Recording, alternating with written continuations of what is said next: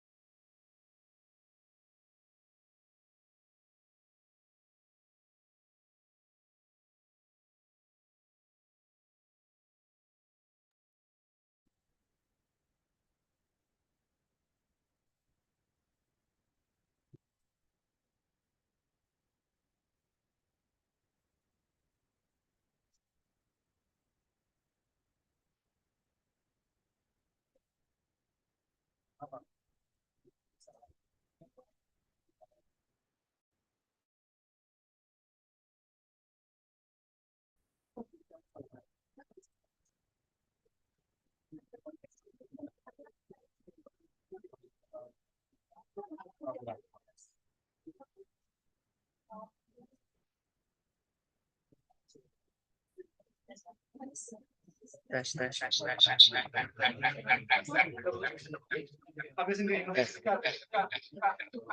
tes, tes, tes.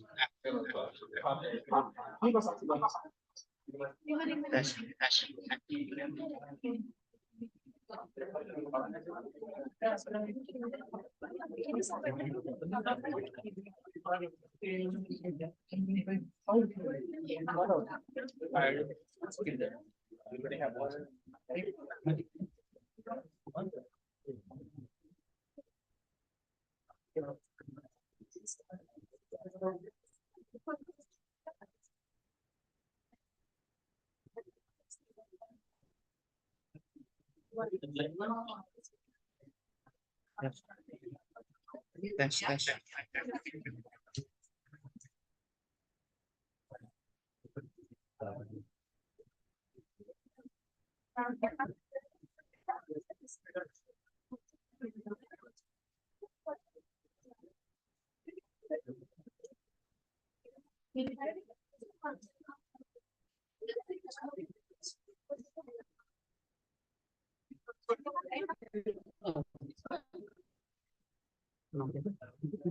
Tidak mudah.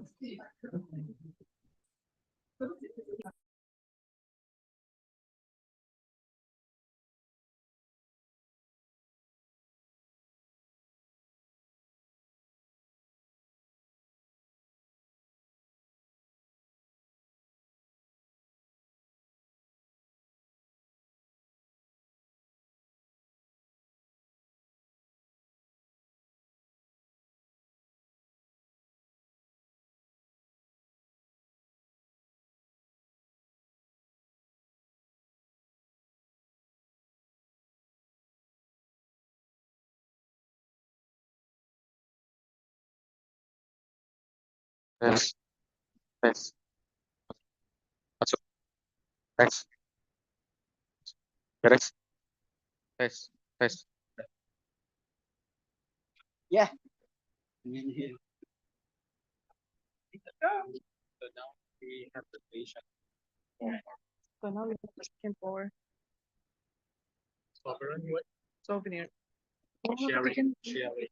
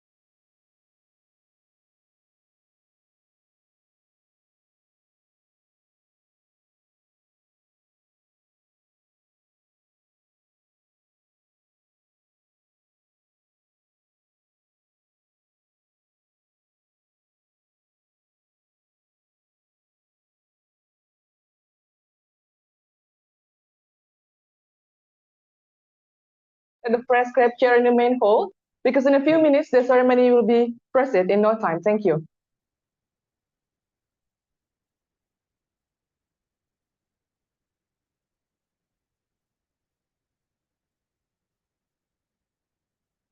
Assalamualaikum warahmatullahi wabarakatuh. Good morning, peace be upon us, all ladies and gentlemen. The Honorable Professor Rizal Yahya, SA MSc, PhD AK CACRP, as the Dean of Faculty of Economic and Business, Universitas Muhammadiyah Yogyakarta, the Honorable Dr. Dimas Bagus Wirnata Kusuma, SA MSc PhD, as the Secretary of International Program for Islamic Economic and Finance, Faculty of Economic and Business, Universitas Muhammadiyah Yogyakarta, as well as all the commit friends and participants whom we are proud of.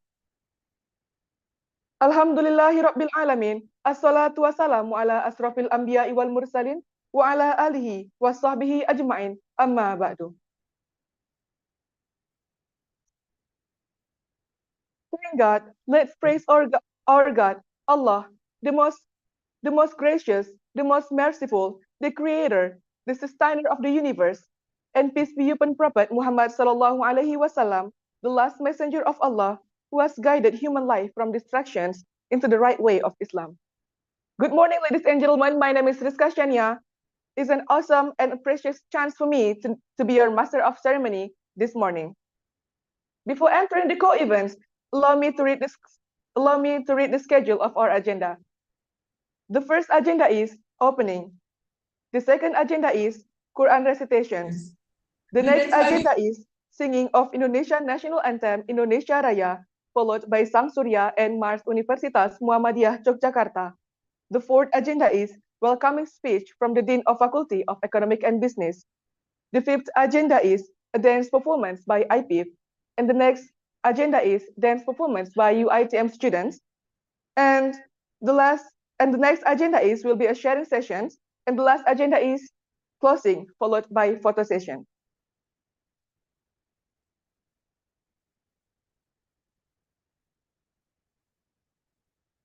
Without any further ado, let's start our agenda this morning. The first is the opening. Let's open the events by reading Basmalah together. Bismillahirrahmanirrahim. The next agenda is the recitations of Al-Quran, which will be recited by Mr. Byler. We welcome Mr. Byler with due all respect.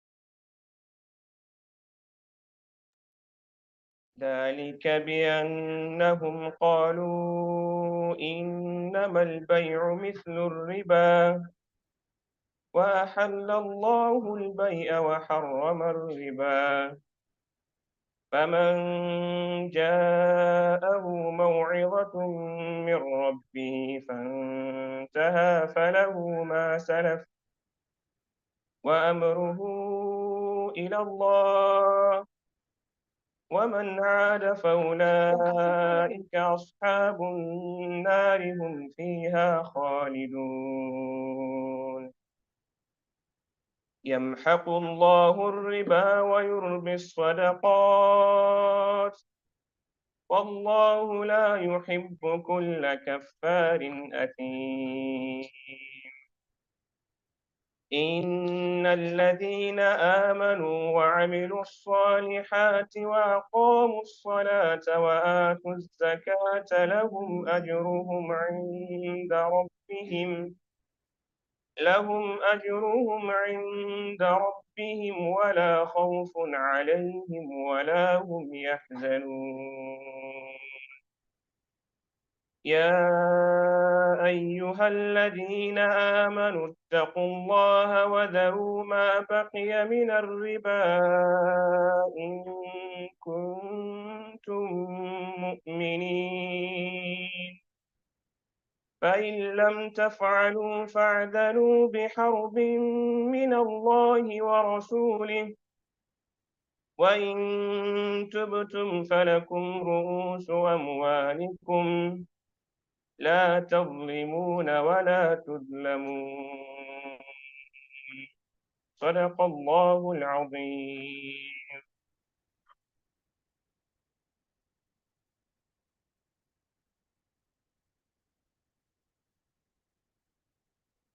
Thank you to Mr. Byler. In a moment, there will be singing of Indonesian national anthem, Indonesia Raya, followed by Sang Surya and Mars Universitas Muhammadiyah Yogyakarta.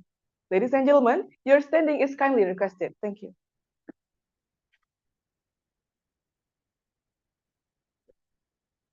Mas Anggi, Mas yang buatin kan? Mas yang buatin teks. Ya.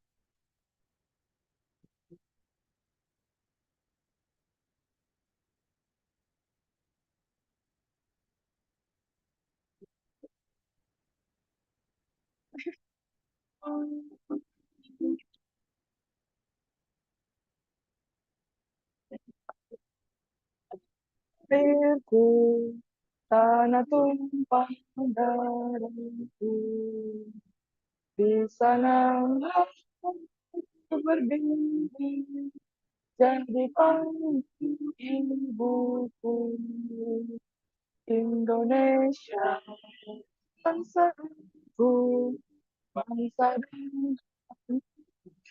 ibu, mari kita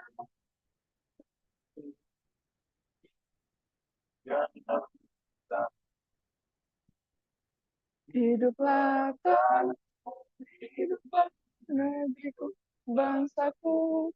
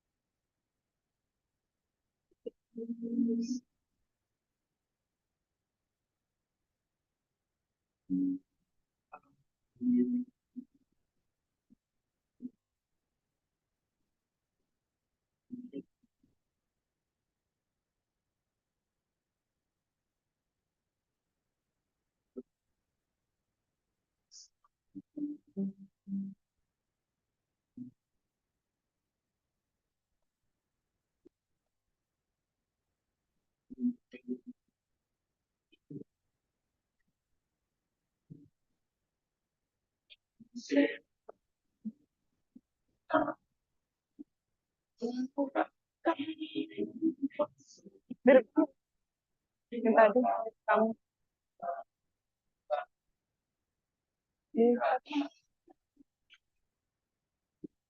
Where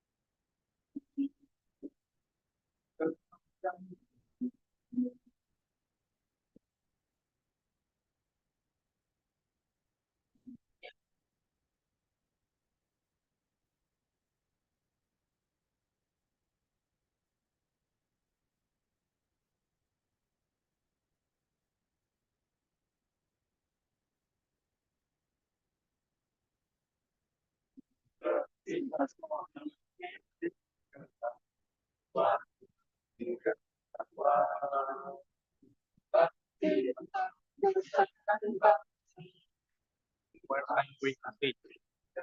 Where? Gimana aku duduk ketika ya mungkin. Oh, coba tanya Mas Anies.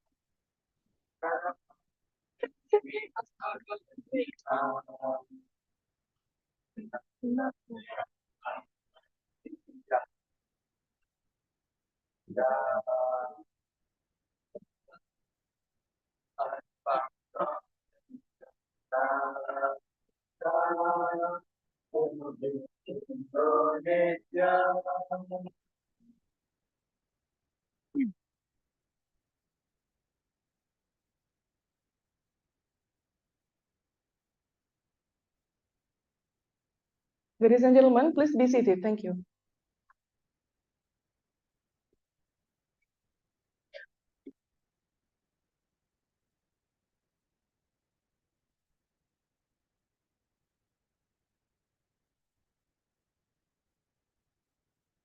The next event is welcoming speech from the Dean of Faculty of Economic and Business, which will be delivered by Professor Rizal Yahya, SAMSc PhD, aka CACRP. To Mr. Rizal Yahya, we invite you with due respect.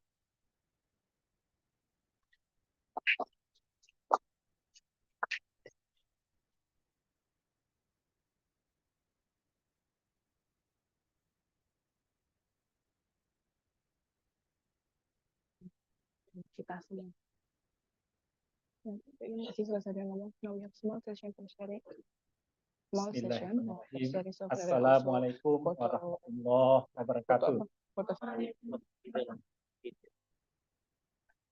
Alhamdulillah. Tadi?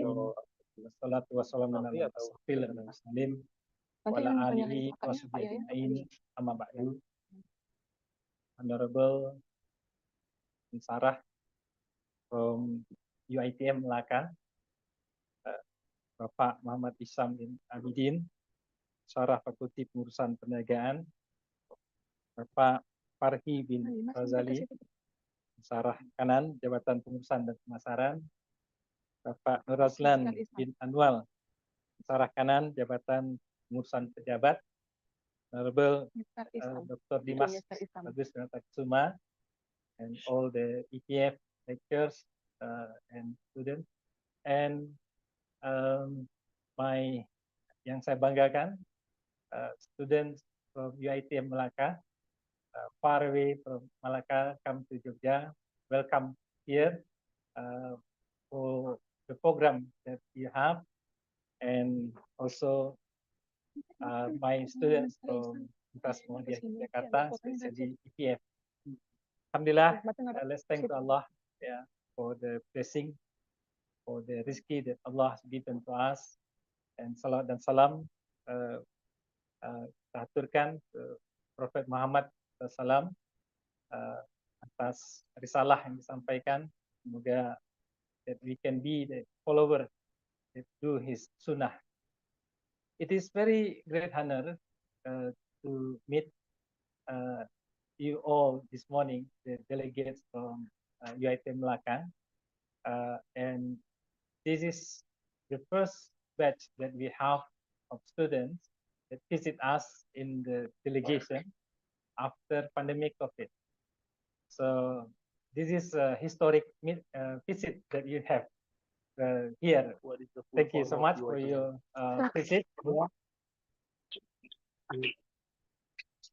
That shows that very great intention for us to meet each other, yeah, and to collaborate and to build the relationship between two institutions. Now we have small I myself has visited UiTM Malacca for 3 times before pandemic COVID, but hasn't made the visit yet after COVID.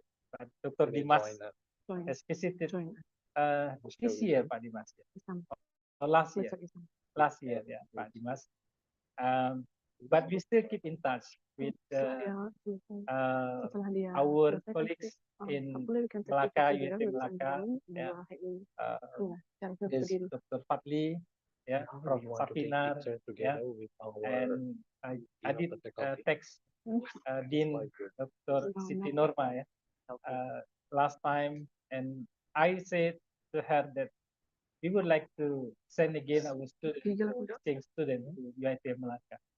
Before pandemic, we had students who did exchange in UiTM Malacca, and we do hope that we can send more students again for the next semester and the next coming years. Yeah. Thus, Muhammadiyah Yogyakarta, I would like to tell a little bit. We established in 1981, so first dan photo session. 42 years First dan photo we have been our age, and alhamdulillah, and it is one of the 164 higher education in under Muhammadiyah organization in Indonesia.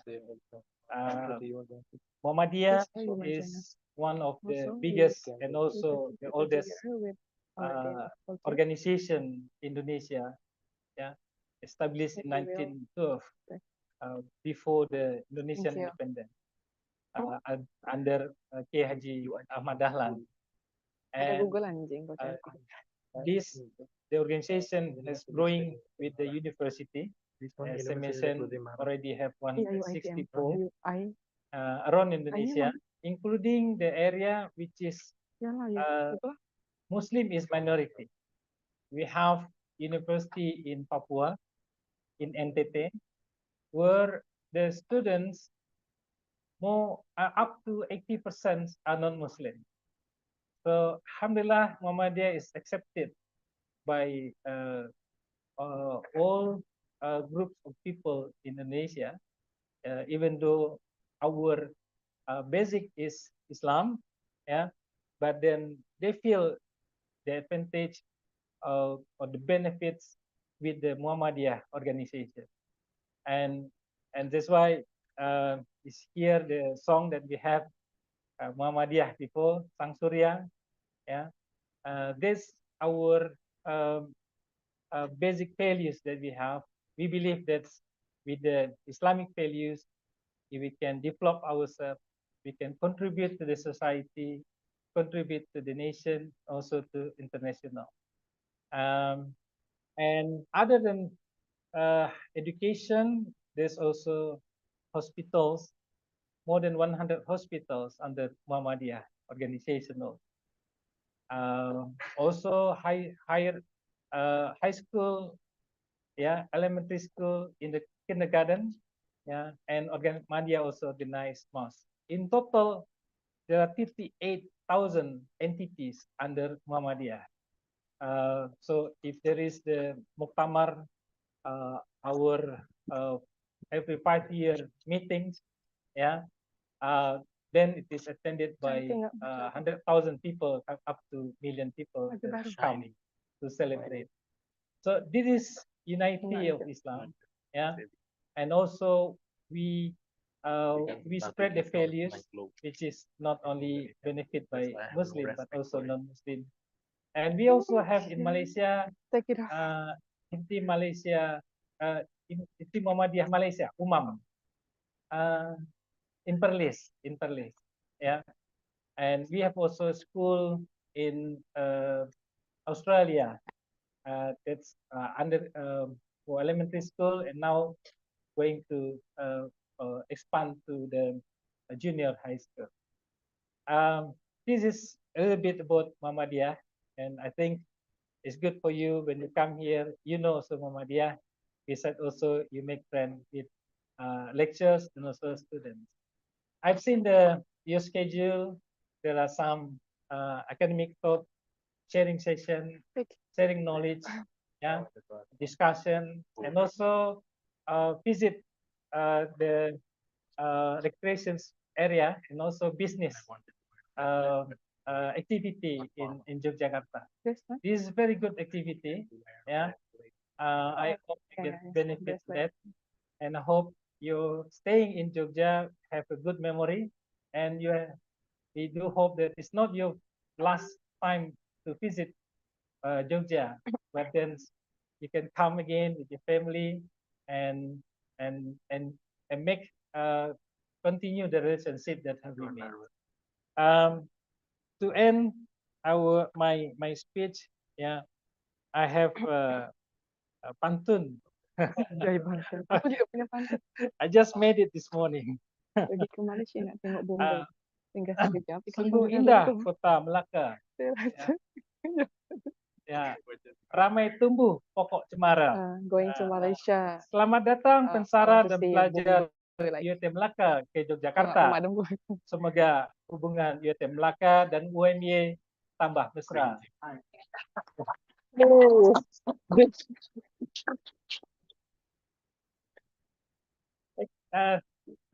Yeah, thank you. Yeah, again, please send my regards to the dean, at the kepala, ya, Dr. Siti Norma, yeah, and to everybody.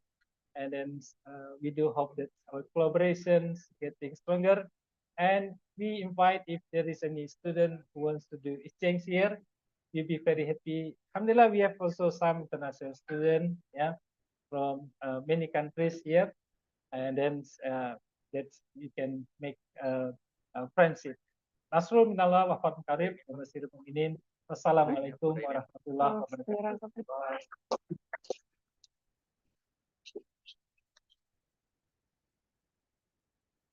Thanks to Professor Rizal Yahya for his welcoming speech.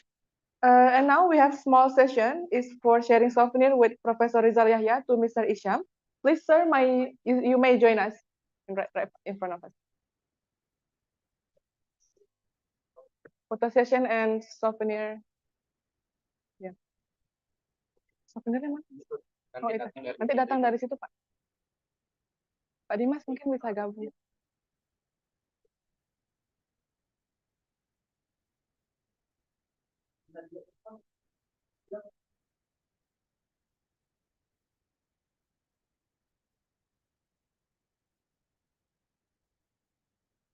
Bapak ini nggak diajak. Bapak ini nggak diajak. Boleh. Sir, you may join. Mas, nggak ikut? Enggak.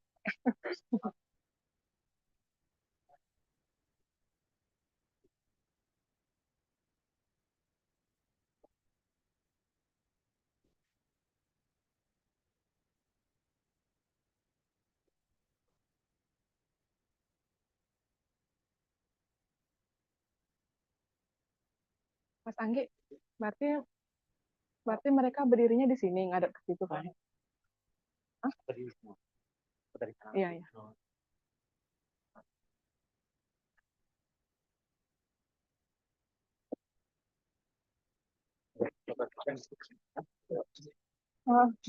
Wah, dance performance.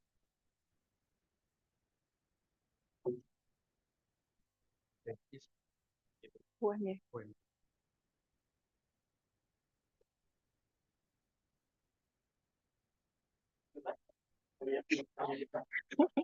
Buset.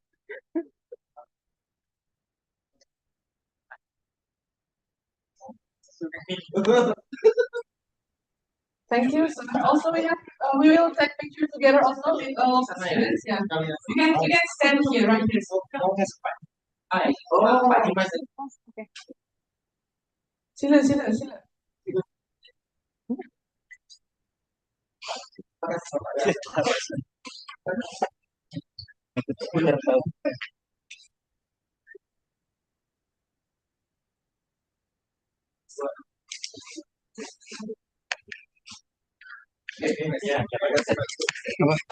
Aku nggak bisa mas, nggak bisa mas.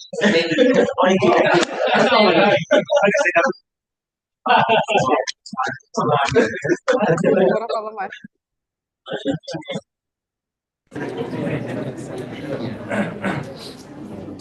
Boleh agak lihat kamera Ada semuanya. ini kan Satu, dua, ketua ini.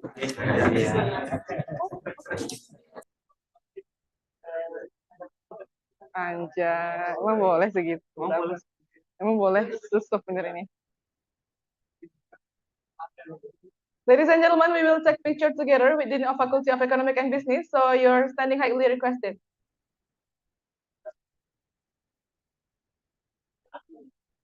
Iya dong, Amel. Semua digendong.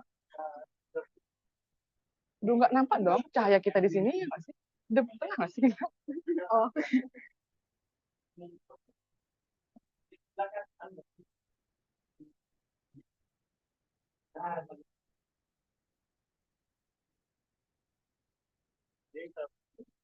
Oke.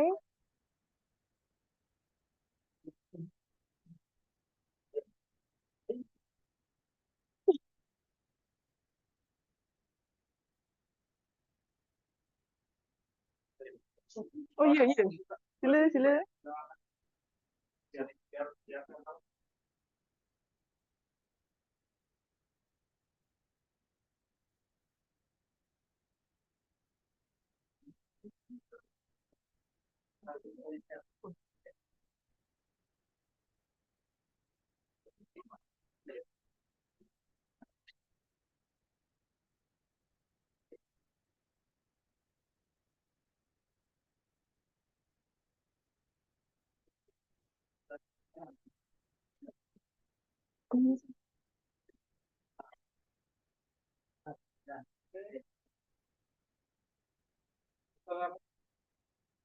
Satu, dua, tiga.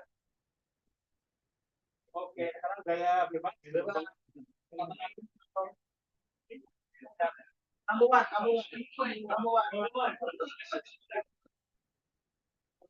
Dua, tiga. Oke, one left.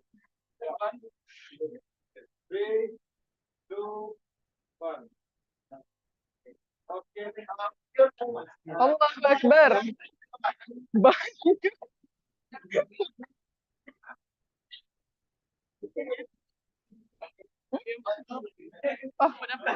Oh, Pak Dimas sebut apa Pak Dimas? Video Young and Global, oke?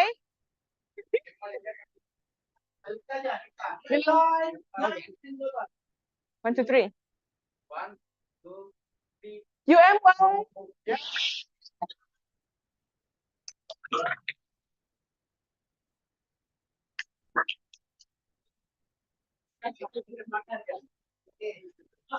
Kemana? Bomba.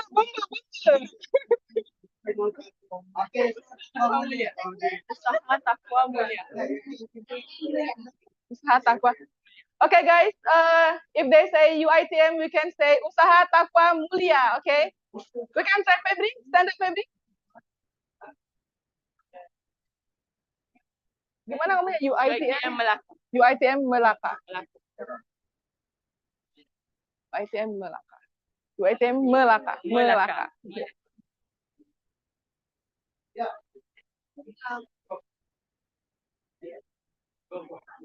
Udah?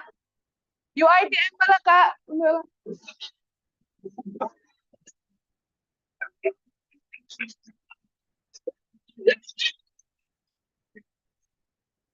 UiTM Melaka. UiTM Melaka.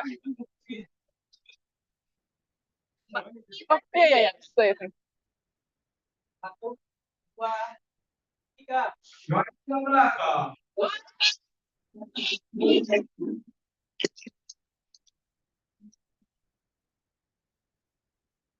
Thank you, ladies and gentlemen. You might be seated.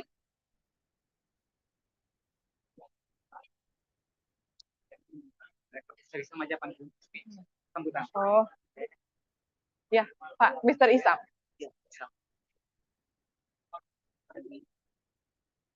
Ladies and gentlemen, the next agenda is a welcome speech from Mr. Isam. So, Mr. Isam, would you all respect?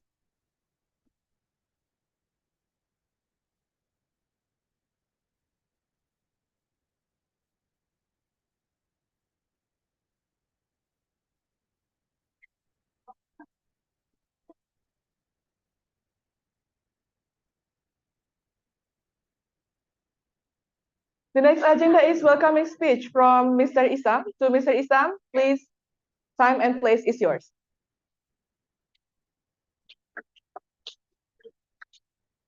Baru nari. Aktif kan yang pertama? Makan aja Fahim. Itu kotak siapa? Anjir, sumpah. Allahu. Assalamualaikum warahmatullahi wabarakatuh and very good morning. Okay, yang saya hormati Profesor Rizal Yahya, Dekan Fakulti Ekonomi Bisnes, right, UMY, Prof Dr. Indah, okay, Kepala Prodi, seterusnya Dr. Dimas, bagus, okay, Dr. Dia Titis, sahabat saya Encik Nur Azlan dan juga Encik Farhi, our agent from Malaysia, Puan Surina dan juga Puan Ain. Seterusnya pada mahasiswi daripada UMY dan juga UiTM, Cawangan Melaka Kampus Bandaraya Melaka. Assalamualaikum warahmatullahi wabarakatuh and very good morning. Waalaikumsalam warahmatullahi wabarakatuh. Terlebih dahulu saya ingin ucapkan terima kasih kepada pihak UMY kerana sudi menerima kehadiran kami di sini. Okey, terima kasih juga tidak terhingga saya ucapkan kepada Dr. Dimas dan Mr. Enggi yang bertungku lumus menerima kehadiran kami di sini. Hanya Allah sahaja yang dapat membalas segala jasa baik Dr. Dimas dan juga Mr. Enggi. Saya berharap hubungan kita antara UiTM Melaka dan juga pihak UMY dapat berterusan in future, maybe untuk outbound or inbound program.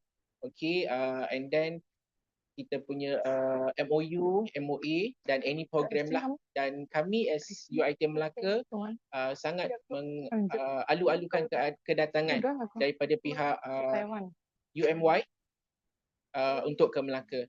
Saya nak ucapkan ribuan terima kasih juga kepada Prof Rizal Yahya sudi hadir pada pagi ini, sudi meluangkan masa. Terima kasih Prof. Okay, terima kasih menerima kehadiran saya dan juga anak-anak saya di sini. Saya juga ada serangkap pantun buat UMY yang baru saja dibuat secara spontan. Okay. Salam tulus silaturahim. Nikmat Allah penuh mewah. Terima kasih menerima kami. Semoga terjah terus berkuah. Assalamualaikum warahmatullahi wabarakatuh.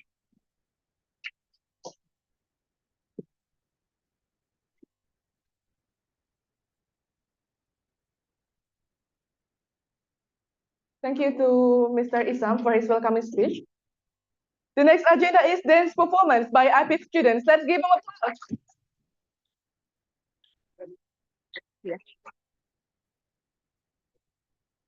Aduh, aku lapar lagi. Allah.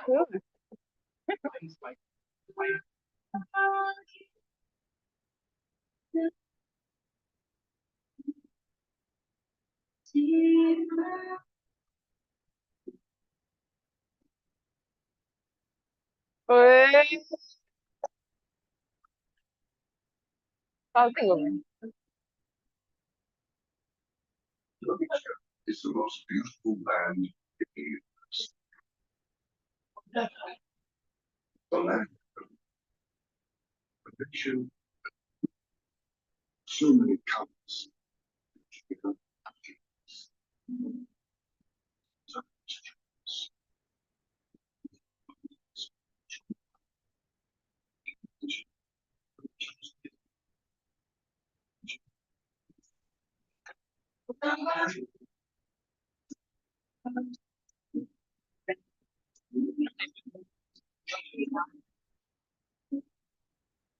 Berani Mas Tare suntingnya kasih 50.000.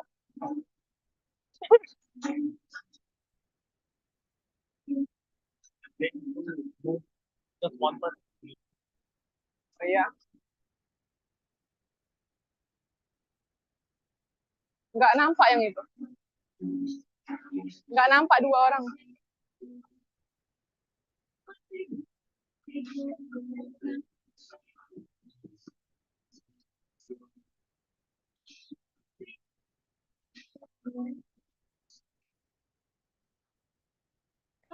Ya, ya.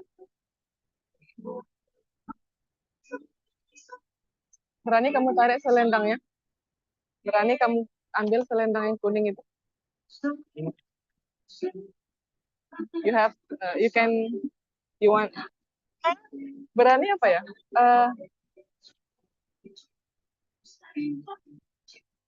Brave. Yeah, we can check their yellow selendang. Yeah, I'll give you 50.000.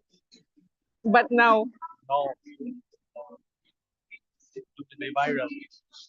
The video.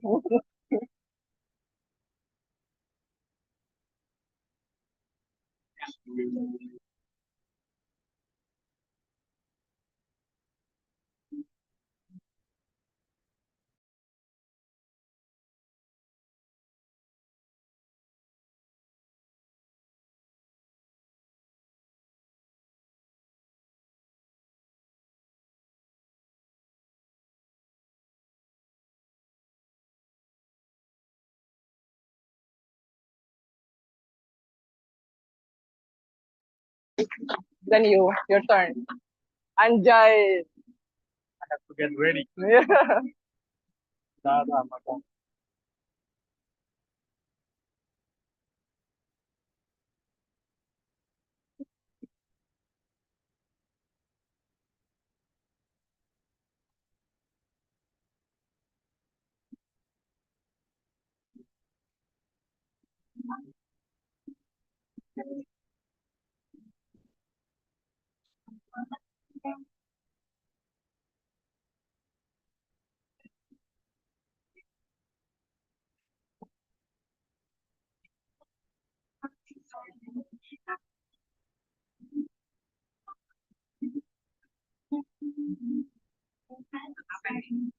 Apa mereka?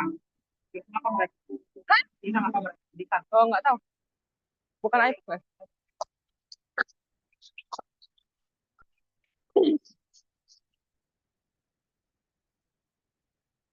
Thank you to IPIF students for their outstanding performance. The next agenda is dance performance by UiTM students. Let's give them applause.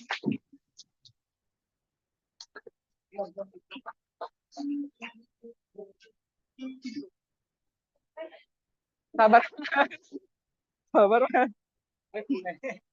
Sahabat. Sabar, Mas.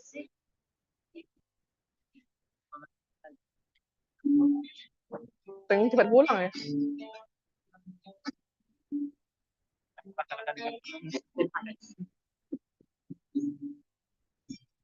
Tahu nggak sih ini lagu tari Melayu tempat tahu? Iya. Apa lagunya?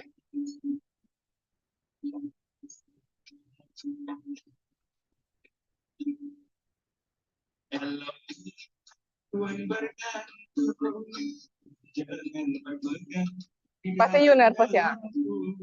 Happy. Okay, I can survive.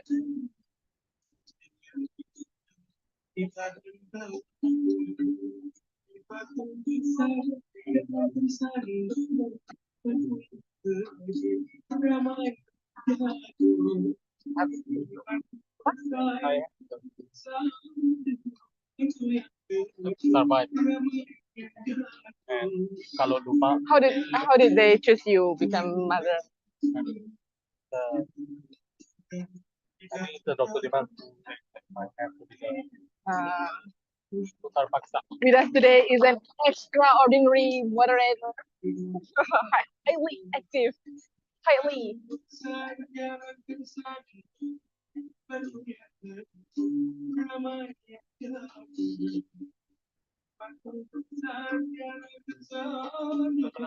Kayak nasihat-nasihat. Iya. Ya, bisa lagi. Iya.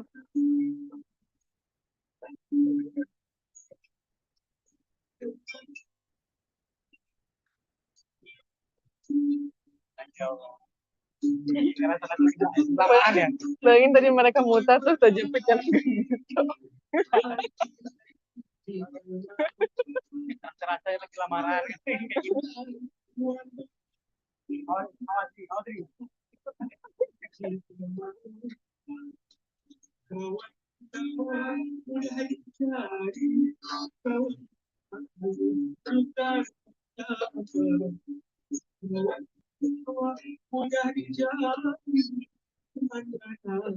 Teman menangis, sukar. Oh tahu? Salah.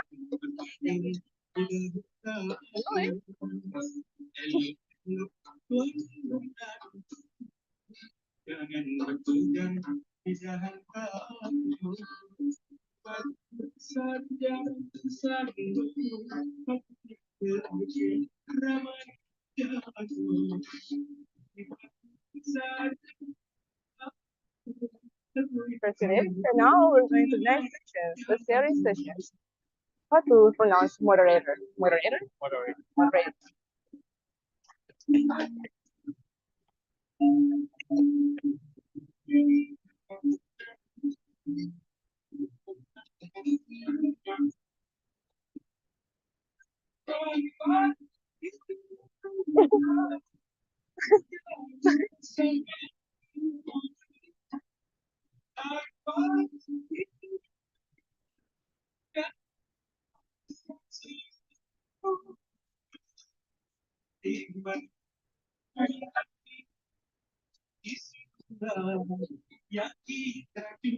Kamu nggak kakak ya? Ya, mau minta oleh-oleh tadi.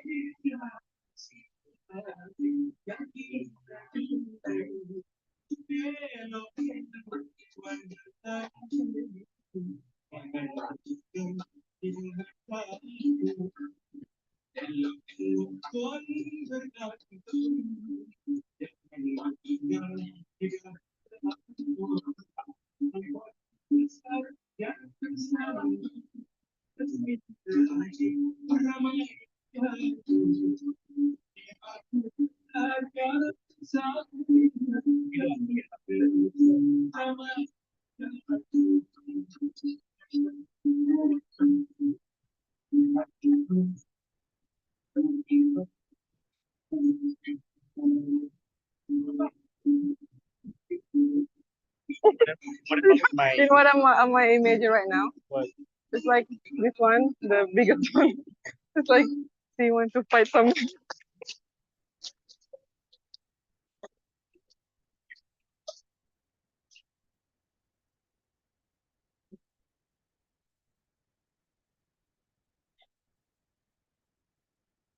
Thank you so much for the outstanding performance.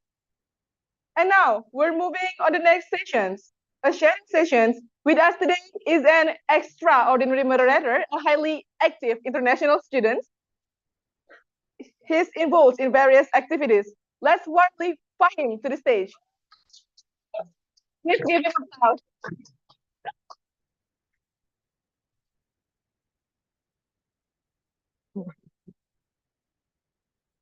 Takbir.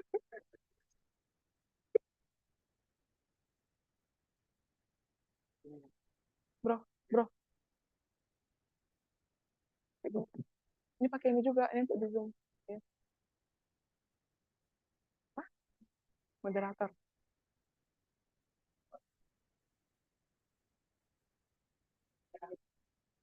Waalaikumsalam warahmatullahi wabarakatuh.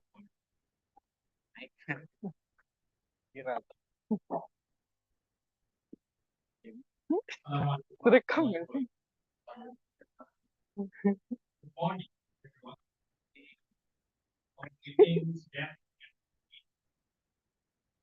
It's our great honor to welcome you to the Indian for guest lecture event, which has been hosted by University of Muhammadiyah Jakarta in collaboration with University Technology Mara, which is UiTM. Your presence means a lot to us, and we are deeply grateful for your participation. So I am Dr. Fahim, and I will be your moderator for today's event. Today is not just about lecture. It is about opening doors to new ideas, fostering connection, and diving deep into the world of entrepreneurship. In our two honorable guest speakers will provide lectures on entrepreneurship from Malaysia and Indonesian perspective, respectively. In the next few hours, we will embark on a journey guided by our distinguished speakers. So, please get ready as we explore the worlds of academia and entrepreneurship together.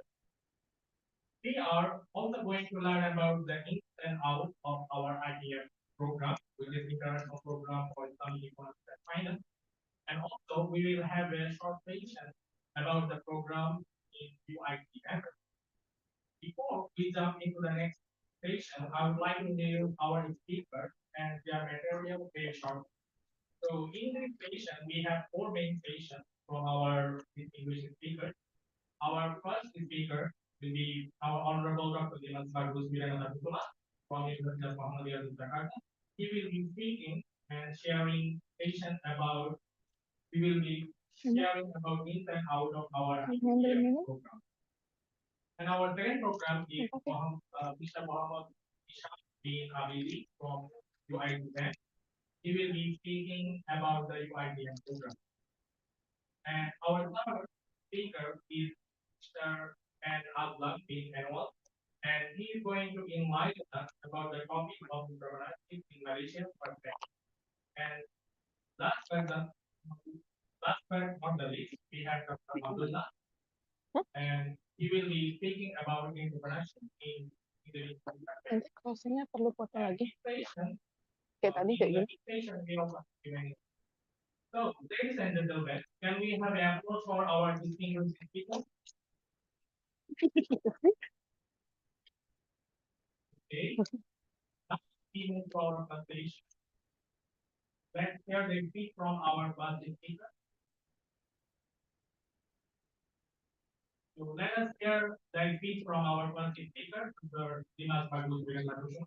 He is going to talk about the IPF program. But before let me quickly introduce our first speaker, Dr. Dimas Bagus Wiranathatula.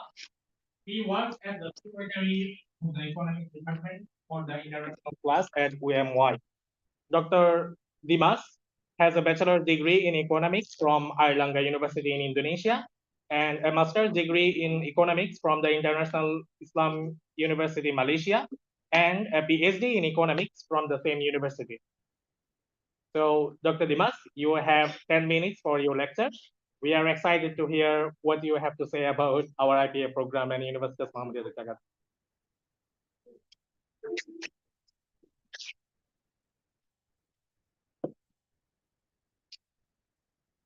Bismillahirrahmanirrahim.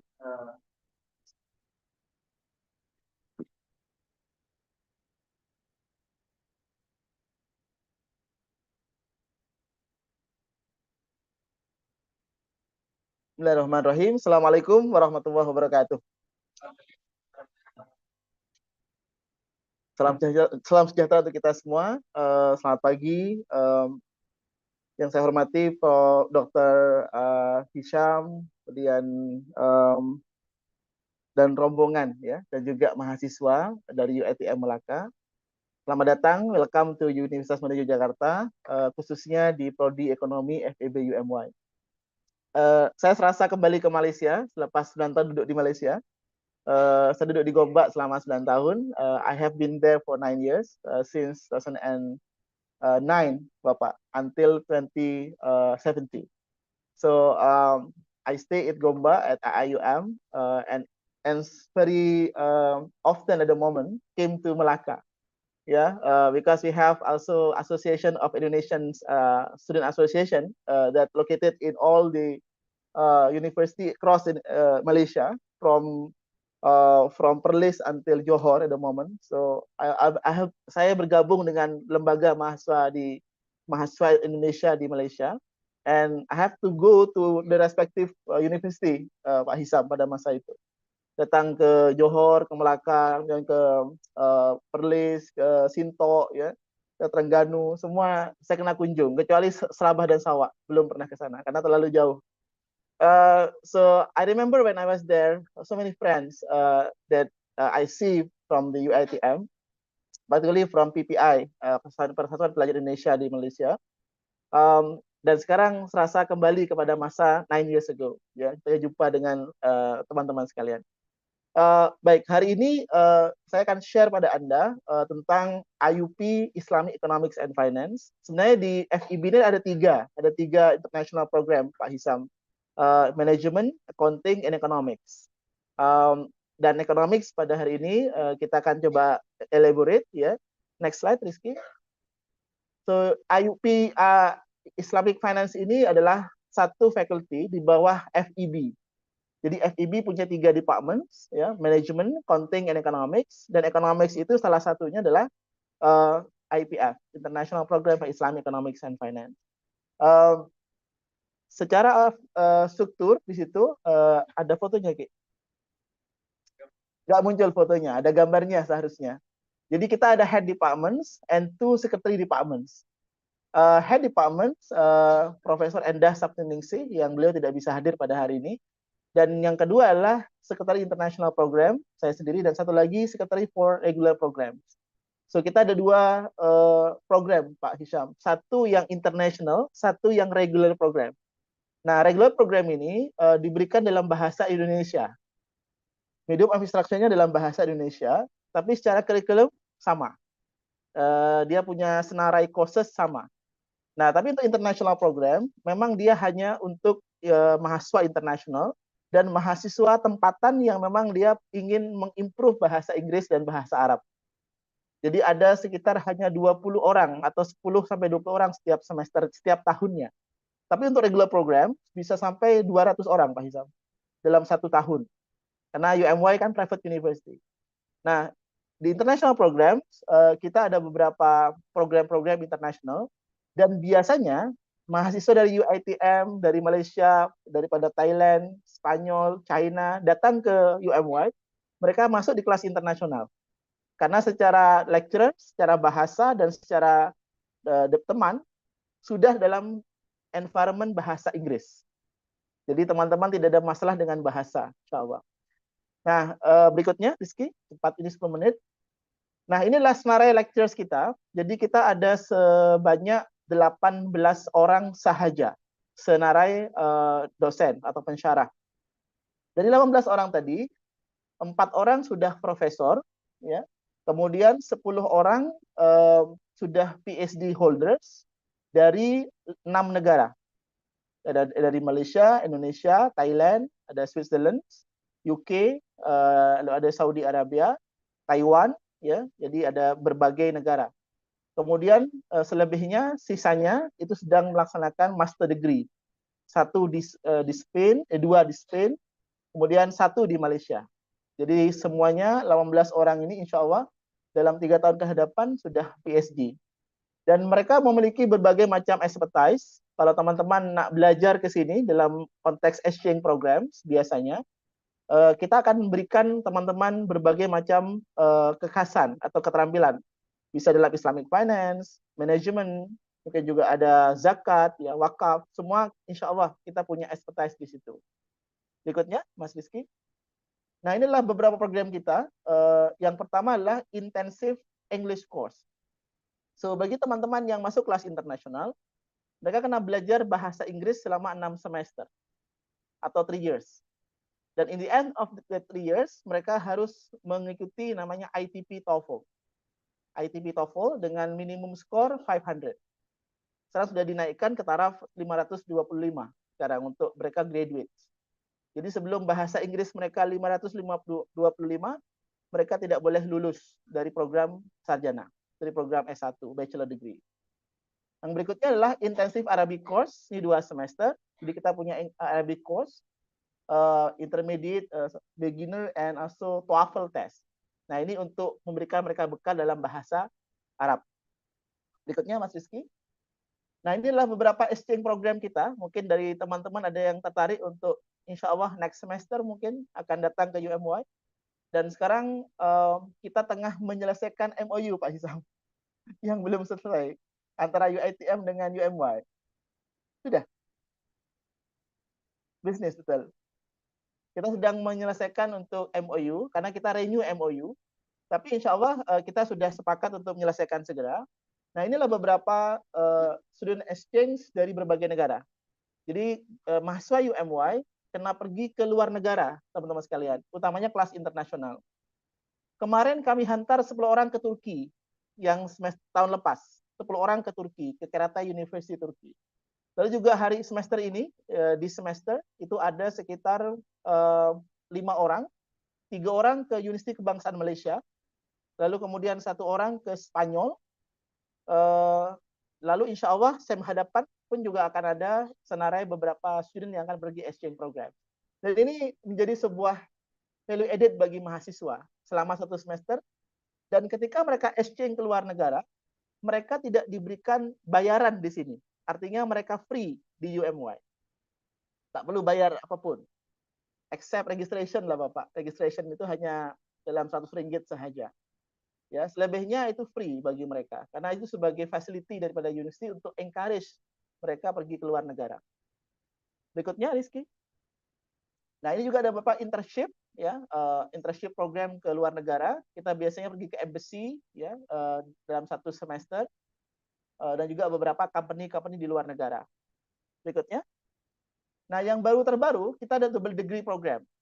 Ini program ini teruntuk mahasiswa daripada kelas internasional dan juga kelas regular program.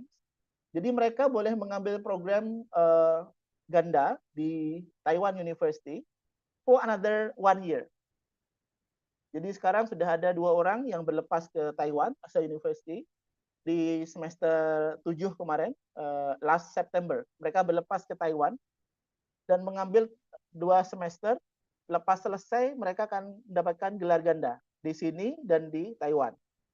Nah, bila mereka akan sambung lagi dalam 2 tahun di Taiwan, akan mendapatkan master degree program in MBA. So, totalnya ada 6 tahun. Kalau mereka pergi ke dalam double degree, akan punya 3 gelaran. Bachelor degree UMY, bachelor degree di Taiwan, dan master degree di Taiwan dalam 6 tahun. Nah, ini khususnya bagi mahasiswa yang sudah di semester 7, in 7 semesters. Jadi mereka menyelesaikan tesis di Taiwan, dan mereka in the same time juga melaksanakan activity courses di Taiwan. Begitu. Berikutnya, Rizky. Nah, ini berapa sertifikat competence. Selain juga mahasiswa kami kuliah, mereka juga wajib ada certificate of competence. Nah, ini semacam pengiktirafan terhadap skills mereka. Jadi semacam di kita ada Islamic Banking and Finance. Nah, mereka harus ada certified on Islamic Banking and Finance, for example. Dan ini di bawah daripada sertifikasi negara. Jadi negara ada semacam training, dan also ada semacam sertifikasi, dan mereka harus ada sertifikat ini upon graduation. Nah, sehingga mereka punya kebolehan ketika mereka nak pergi ke ke dunia kerja, begitu. Berikutnya, Rizky. Nah, ini beberapa juga senarai beberapa guest lectures. Macam hari ini, insya Allah kita ada guest lectures. semenjak 2020 COVID-19, FEB sangat aktif melakukan online guest lecture series.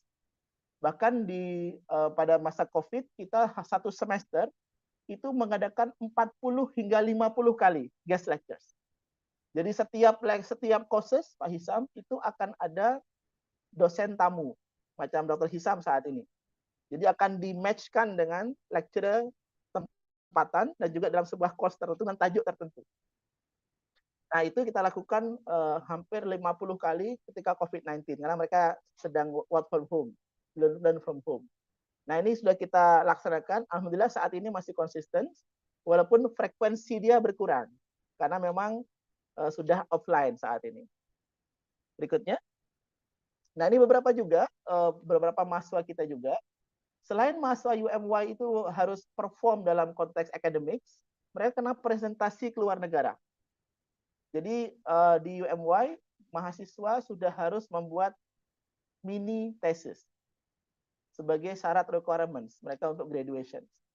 Dan ketika mereka sudah selesai dengan tajuknya, mereka kena presentasi keluar negara dalam international conference. Ini semua adalah mahasiswa-mahasiswa di semester 7, semester 6, dan mereka melaksanakan konferensi di berbagai negara. Ada yang di US, ada yang di Thailand, ada yang di Europe, juga ada di Malaysia. Ya. Semuanya mereka kena keluar untuk presentasi ide mereka. Ya. Nah, ini yang insya Allah kita sedang upayakan terus. Berikutnya, dan juga ada International Community Services Program.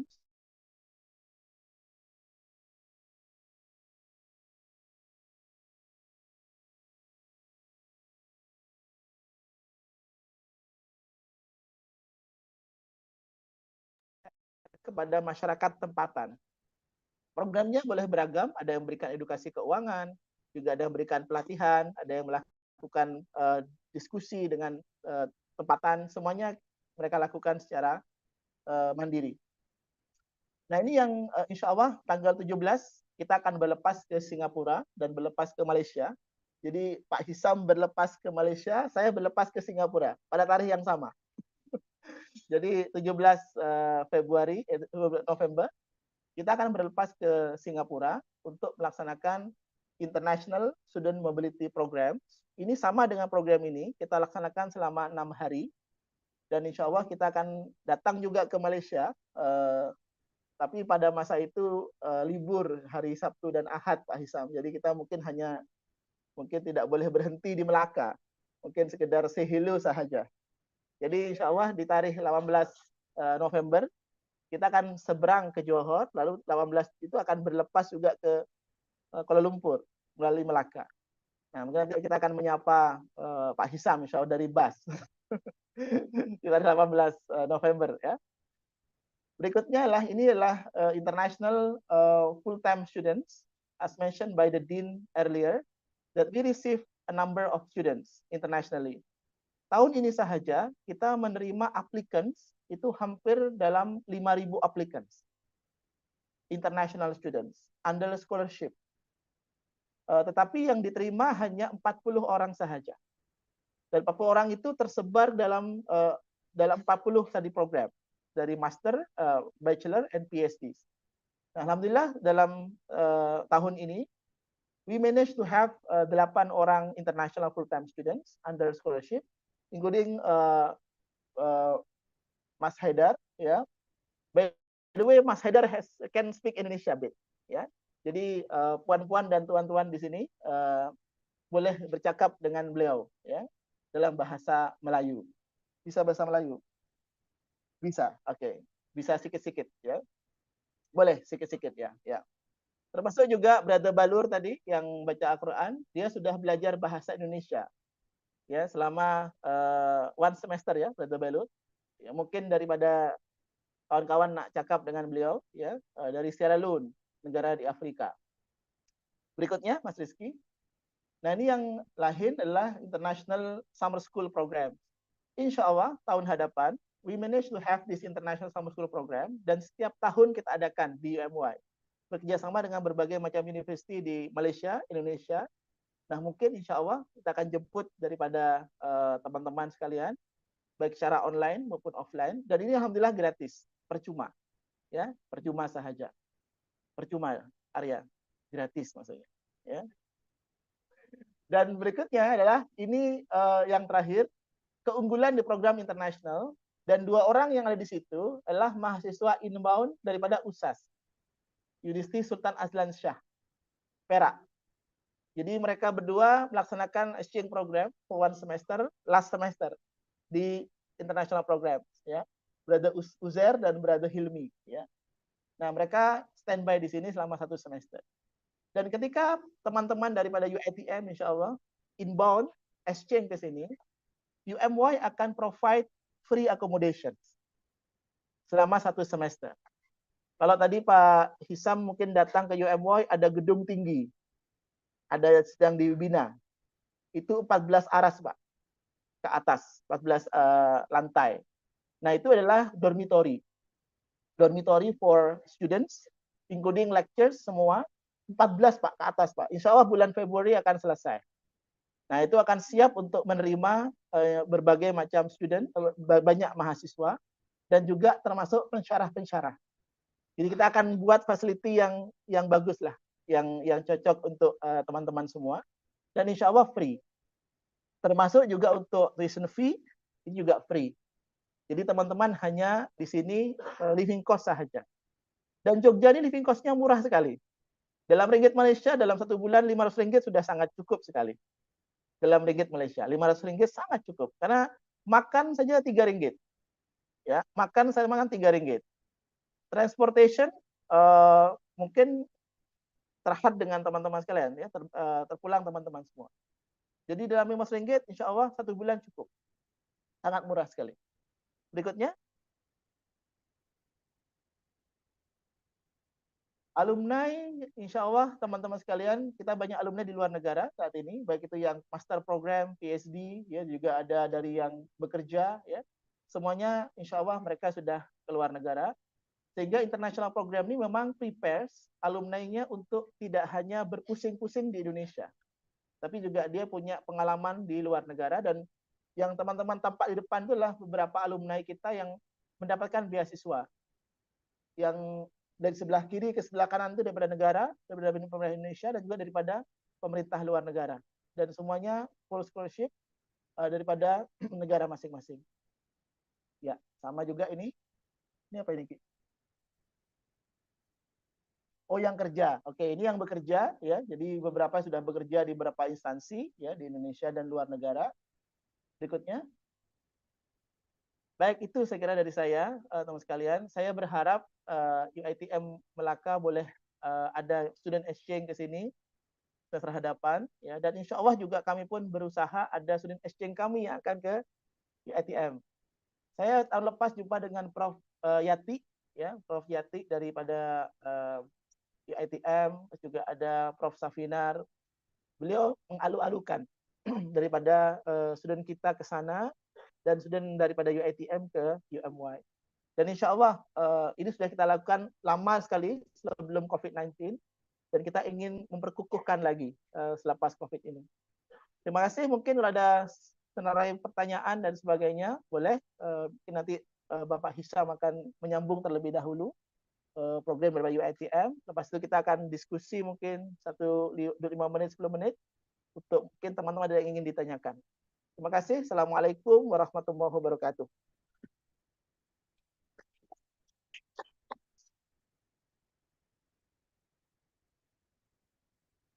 Thank you very much, Dr. Dimas, for your concise and precise speech about our Faculty of Economics and Business, about our university.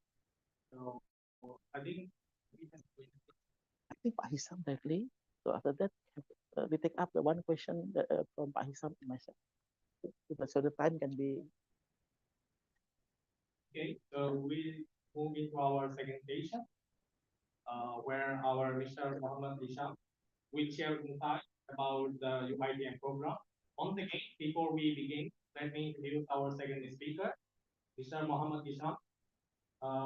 He completed his business management certificate at Polytechnic Kota Melaka and continued his education at Polytechnic Bungku Bumar Perak, where he earned a diploma. And he went on to pursue a bachelor degree and a master's degree, MBA, in marketing at UiTM Salah. Currently, he serves as the coordinator of the Cultural and Art Unit at UiTM Malacca branch. So, Mr. Isha, please, over to you.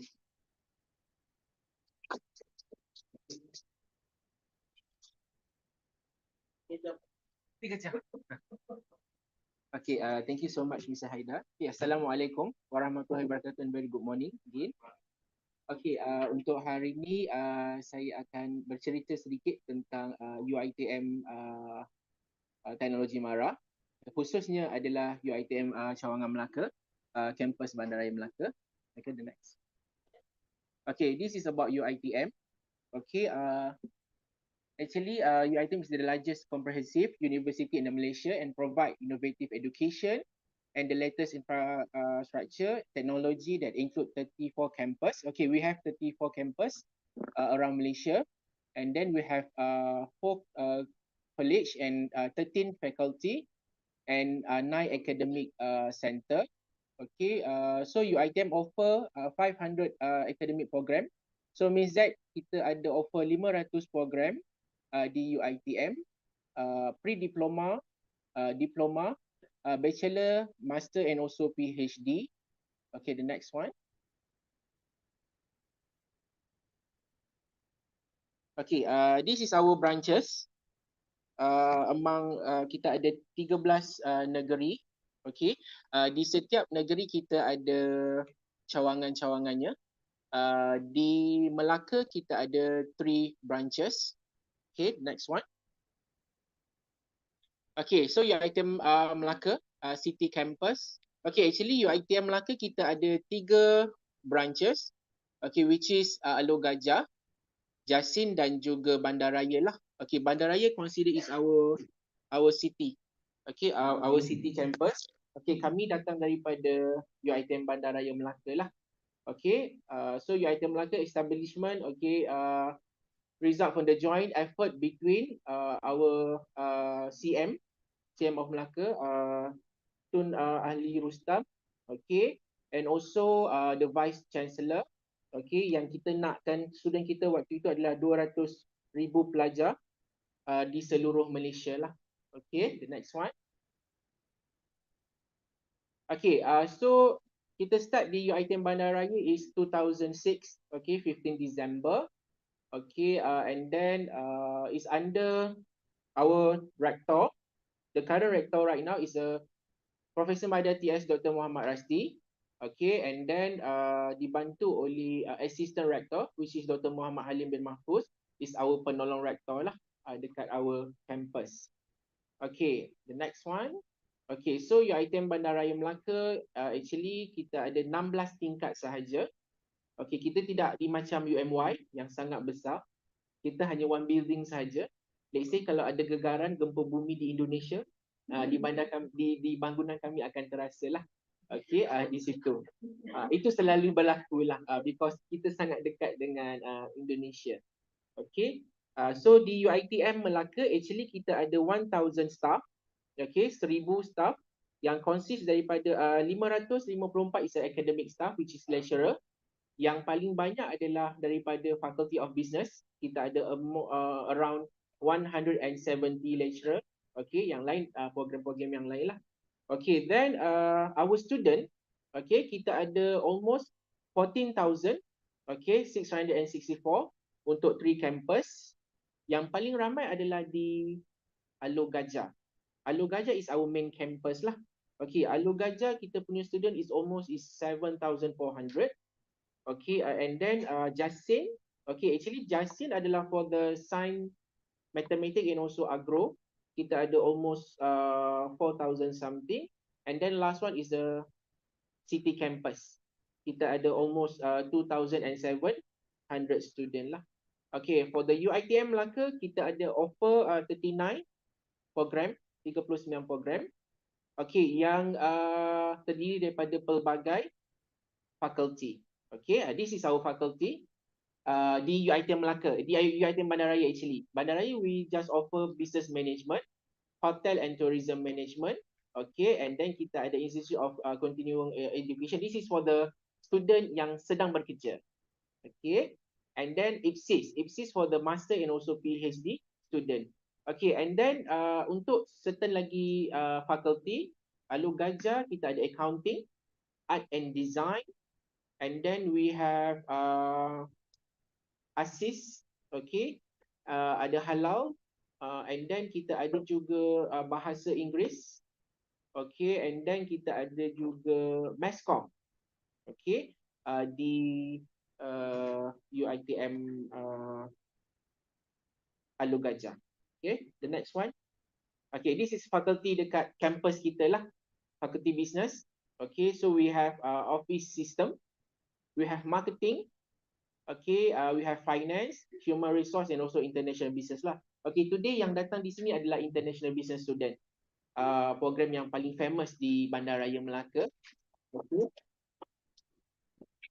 Even though Dr. Dimas, my student not like rupa macam international lah, tapi diorang ambil course of international lah, right? Only course sahajalah. Kalau dia face tak ada nampak international. And then we have a master and also part time of the PhD. Tadi saya sangat tertarik bila Dr. Dimas kata UMY bagi scholarship, right? Kalau you want to further dekat international ataupun ada any trip, unfortunately tidak kepada kami lah as a UiTM. Kami datang di sini pun dengan sekadar kelulusan RM150,000 seorang, which is RM50 saja UiTM bagi. The rest one duit sendirilah, hasil jualan kan, so sad lah. Okay, because of what? Kita terlampau besar. Sebab kita ada 34 branches tadi, kita ada almost 160,000 student. So memang kita kekurangan keuangan lah, boleh dikatakan something like that. Okay, tetapi UiTM banyak membantu dari segi banyak lah, banyak. Okay, kalau dulu memang kita kata keuangan tu tiada masalah. Okay, okay, the next one.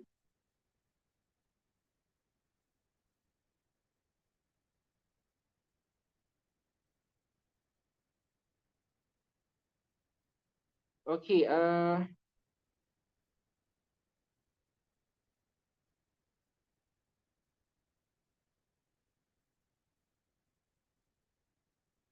okay, kita ada faculty tourism, okay, hotel and also tourism. Student dia ada almost dalam 300 something, and then ISEP which is for the PJJ student ataupun student yang sudah bekerja. We have diploma in business administration, and then kita ada bachelor, and then kita ada bachelor in finance and also human resources, but last semester dia tambah another one, which is bachelor of business in international business. Okay, we add one more courses there lah. Okay, the next one.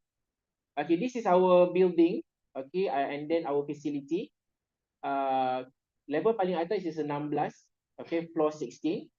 Whereby di situ adanya pejabat rektor. Kalau di sini kita panggil bapaknya kepala sekolah ya. Rektor juga. Rektor juga. Okay. Sebelum ni saya datang di Indonesia dengan kata bapak kepala sekolah ya. Okay. Rektor, lepas tu penolong rektor also di sana. Okay, and then di atas sana ada management office, and then dia ada 2 meeting room, which is rektor meeting room dan juga bilik mesyuarat utama lah. Bilik mesyuarat utama boleh masuk dalam 40 to 50. Okay, the next one. Okay, untuk level yang ke-15 kita ada HEA, which is Hal Ehwal Akademik, Hal Ehwal Pelajar. Okay, and then we have bendahari dan juga pejabat BPF lah untuk dekat level 15. Okay, the next one. Okay, this is our library. I think our library is smaller than UMY. Okay, we have 2 level of library, which is level 1 and also level 12. Okay, sangat limited lah. It's very limited sebab bangunan kita pun tidak berapa besar lah. Okay, and then the next one. Okay, this is our lab. Okay, we have 2 floor, 10 and also 11. Kita ada 4. Okay, actually kita ada 4 yang masih berfunction lah untuk kita punya lab. Okay, next one. Okay, lecturer office, total kita ada 38 room. Kalau di sini satu dosennya satu bilik ya? Tak. Oh, sharing, samalah. Sama di bandara kecuali kalau ada titlenya doktor ataupun prof, satu bilik satu lah. Okay, kalau yang tak ada tu satu bilik dua lah, di sharing dua. Okay, the next one. Okay, this is our classroom. Okay, we have 37 total of our classroom. Okay, one classroom boleh accommodate around 30 pelajar. Paling banyak pun 40 to 50 lah. It depends on the class. Okay. Okay, the next one. Okay, our mini Audi. Okay, mini Audi ni adalah untuk small conference ke ataupun small seminar yang boleh memasuki dalam 80 orang. Okay, terletak di aras 7. Okay, for the mini Audi. Okay, the next one. Okay, discussion room. For the discussion room actually kita ada 3. Satu di aras 1, 24 hour. Okay, 24 jam discussion room. Okay, yang ni adalah di aras 7 sampai pukul 7 sahaja. Dan juga satu lagi discussion adalah dekat library. Okay, aras 12. Okay, the next one. Okay, our cafe. This is our cafe. Like McDonald punya cafe. Yang consider baru jugalah dibuat. Okay, cuma sekarang ni kafe kami tidak beroperasi kerana telah tamat kontraknya. Okay, kontraknya telah tamat. Kami sedang mencari lah, Okay, next one. Okay, this is our surau.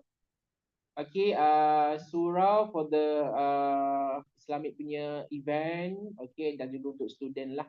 Okay, okay, the next one. Musola, ya, musola. Okay, next one. This is our Audi. Consider yang the big one lah dekat UiTM Bandaraya. Boleh masuk around 450 student. Okay, the big event kita akan buat kat sini. For example, macam MDS, MPS adalah untuk for the new student. Program-program kebudayaan, program-program daripada fakulti dan juga program-program daripada UiTM jugalah. Okay. Okay, this is first floor. Kita ada polis bantuan di situ, parking lot dan juga adalah library. Okay. Okay, this is program yang dibuat oleh kalau ikutkan setiap program dia ada dia punya nama lah.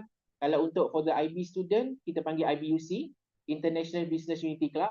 Okay, this is antara kita punya program lah yang kita dah buat lah. Okay, this is online program. Waktu COVID, okay, 2020 and then 2021 lah. Okay, the next one. Okay, this is program perantarabangsaaan. Okay, program ni Dr. Dimas pernah memenangi anugerah Hasratto untuk program terbaik luar negara. Okay, last year lah. Okay, this year also kita buat dekat Cambodia. Okay, untuk this year kita dapat mengutip around 65,000. Okay, ada wakaf telaga, okay, ada ibadah kurban, lembu dan juga kambing, serta kita ada buat sumbangan lah untuk penduduk miskin ataupun minoriti Muslim di sana. Okay, the next one. Okay, IBUC Fund Day. Okay, IBUC Fund Day adalah untuk gather pelajar from the part 1 nanti part 5. Okay, next one. Okay, ini gambar dia lah. Okay, then kita ada buat dinner also. Okay, last year kita buat dinner, last semester actually. Okay, sukan antara program. Kalau di UiTM, di Bandaraya Melaka kita ada 2 important punya event lah ataupun event yang ditunggu oleh mahasiswa-mahasiswi. One is a SAP, sukan antara program. Mereka akan bertanding untuk beberapa kategori sukan.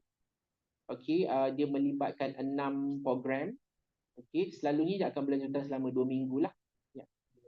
Okay. Okay, next one is a CSR Kemboja yang baru kami buat last semester. last yang Hari Raya Haji lah. Okay, the next one. Okay, finish. Okay, finish. That is about UiTM campus Bandaraya Melaka. So hopefully saya mengharapkan bolehlah student UMY datang di sana. InsyaAllah kami akan provide juga penginapan gratis. Okay, InsyaAllah. Sebab saya juga salah seorang one of the member OIE yang in charge student di luar negara. So far kita pernah menerima daripada UP and also UNES. Okay. Sekali tu UNES hantar 2 hari selepas dihantar terus tutup border.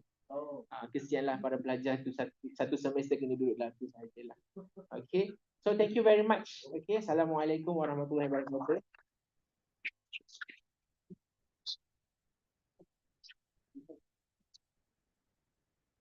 Thank you very much, Mr. Muhammad Isham, for sharing such valuable insight about the UiTM program.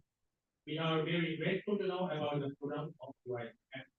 We appreciate the time and effort you have dedicated to UiTM. So now we have our Q&A session. If UiTM student or the student have any questions, please you may ask to our speakers. Maybe from the student, maybe you want to ask something about our scholarship or our certificate in UMY.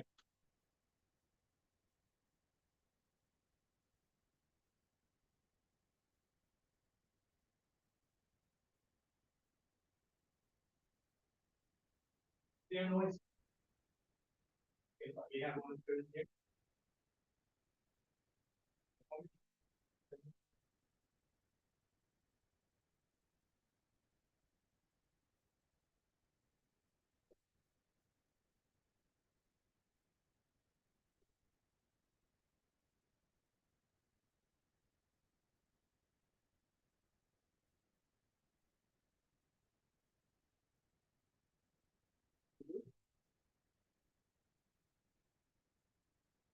Okay, everyone, very good morning. And so all. Okay, I actually have 3 questions. Is that okay? Yes. So my first question is, does UMY provide a platform for students to find a job or career after graduating? So that's my first question. My second question is that you mentioned about getting or receiving scholarships. So what are the main requirements for students to gain those scholarships to continue their study at UMY? And my third question is, I know that there are actually many branches of University Muhammadiyah. How many branches are there, and what differentiates this campus to other campuses? So those are my 3 questions. Thank you very much.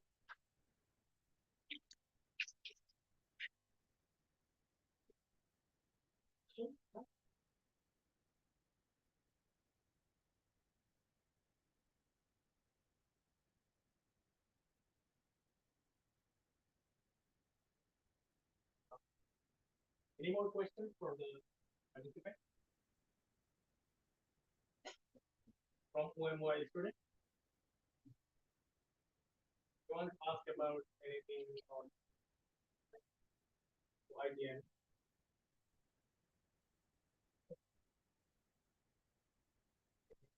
Yeah. Okay, the first, maybe I will answer randomly. Can you open the scholarship information, the website? Yeah, scholarship by UMY. So basically, yeah, scholarship. UMY scholarship for the full-time student. So we provide scholarship almost every year, and usually it opens basically 2 times in a year. But we managed to settle all the requirement by the end of April, because they have to provide some visas and also all arrangements and others. So usually we open until October or November, yeah, Rizky, or December. Yeah, so all scholarship are open for all programs from bachelor, master, and PhD. And for the scholarship, covering all the fees, including the tuition fees, also the living costs, dormitory, yeah. So all of you are free of charge taking this scholarship. And for the requirement for the scholarship, I guess it's not quite hard, yeah, but very competitive, yeah. The requirement is very common, such as English requirements, yeah, ITV, TOEFL, okay, and also the maybe you have achievement, academic achievements in your university, recommendation letters, yeah. Maybe I will share the link maybe in the groups, yeah, for further information. And this last year, we received more than 4,000 applicants, and only accepted 40 to 50 students per year, including the PhD, master, and also bachelor degree. And all of you are free to choose here. This one, which the scholarship, Rizky, for the full-time student. So the scholarship is very competitive, and you are most welcome to register. And so far, we have one student from Malaysia, but taking the master degree program, not the economics, but for other faculty. And by the way, we have in UMY here, we have master program in management, accounting, and also economics, and also PhD also in management. So all of you who are interested to take this master degree programs, maybe I will share to you the link in the group, yeah, after this for the detailed information. Have I answered your question for the scholarship? Yeah. And the second one, in terms of the jobs, actually the student for the once they are going to graduate, actually the student has been given some information about what they're going to do. So we have here the one organization called LPKA, Lembaga Career Development Services departments or institutions. So these institutions trying to provide and facilitate students when they are going to works or maybe to study abroad. So they usually are taking some career training, career meetings, yeah, and discussion consultations, yeah. So in other words, UMY tries to facilitate that graduate. But for sure, this institution also responsible for giving some facilitation on how to make the student is suitable for the jobs, yes, job force. For example, in terms of the English requirements, yeah, and also the capacity engagement and others. So, but the acceptance of the works based on the student and also opportunity system. But in terms of the potential graduates preparations, I mean, UMY facilitated that one, yeah, since beginning. And the last one in terms of the branch. So I guess here the main difference, what Bapak Hisam just now mentioned about the branches. UMY does not have branches. Sorry, Muhammadiyah does have, yes, UMY. So you see, in the context of universities, yeah, between UMY and other Muhammadiyah universities, they don't have any engagement in terms of the managerial connections. So if you find any Muhammadiyah across Indonesia that mentioned by the dean in the earlier discussion, 140 Muhammadiyah universities, but all of these universities are not under one big umbrella. Look like UiTM Mara. No. So we have spirited budget, we have spirited managerials, we have spirited lectures, even we have spirited achievement. Yeah. Therefore, we are not burdened with that big umbrella. Yeah. So UMY is the best university under Muhammadiyah. We are the only maybe 5 university out of 145 that has been accredited excellent by the Indonesian government. And also in terms of the branches, no branches. So, but we are trying to help each other, coordination. Yeah. Therefore, in terms of the budget and whatever, so we are different. Yeah. So this one, the way how to make Muhammadiyah can maintain the uniqueness, because somehow in Yogyakarta, in maybe in Jakarta, in maybe in Riau, in Sumatra, Papua, they have their own uniqueness or condition. So they cannot make it similar each other. Yeah. So this one, sisters, that we are now no branches, but we are coordinate each other. We have rectory forum, we have dean forum, we have also head department forum, and we meet every year, yeah, in certain place in Indonesia to coordinate each other, to share the experience and other. This is the way how we work, sister. Any other question perhaps from your side, or maybe you have any confirmation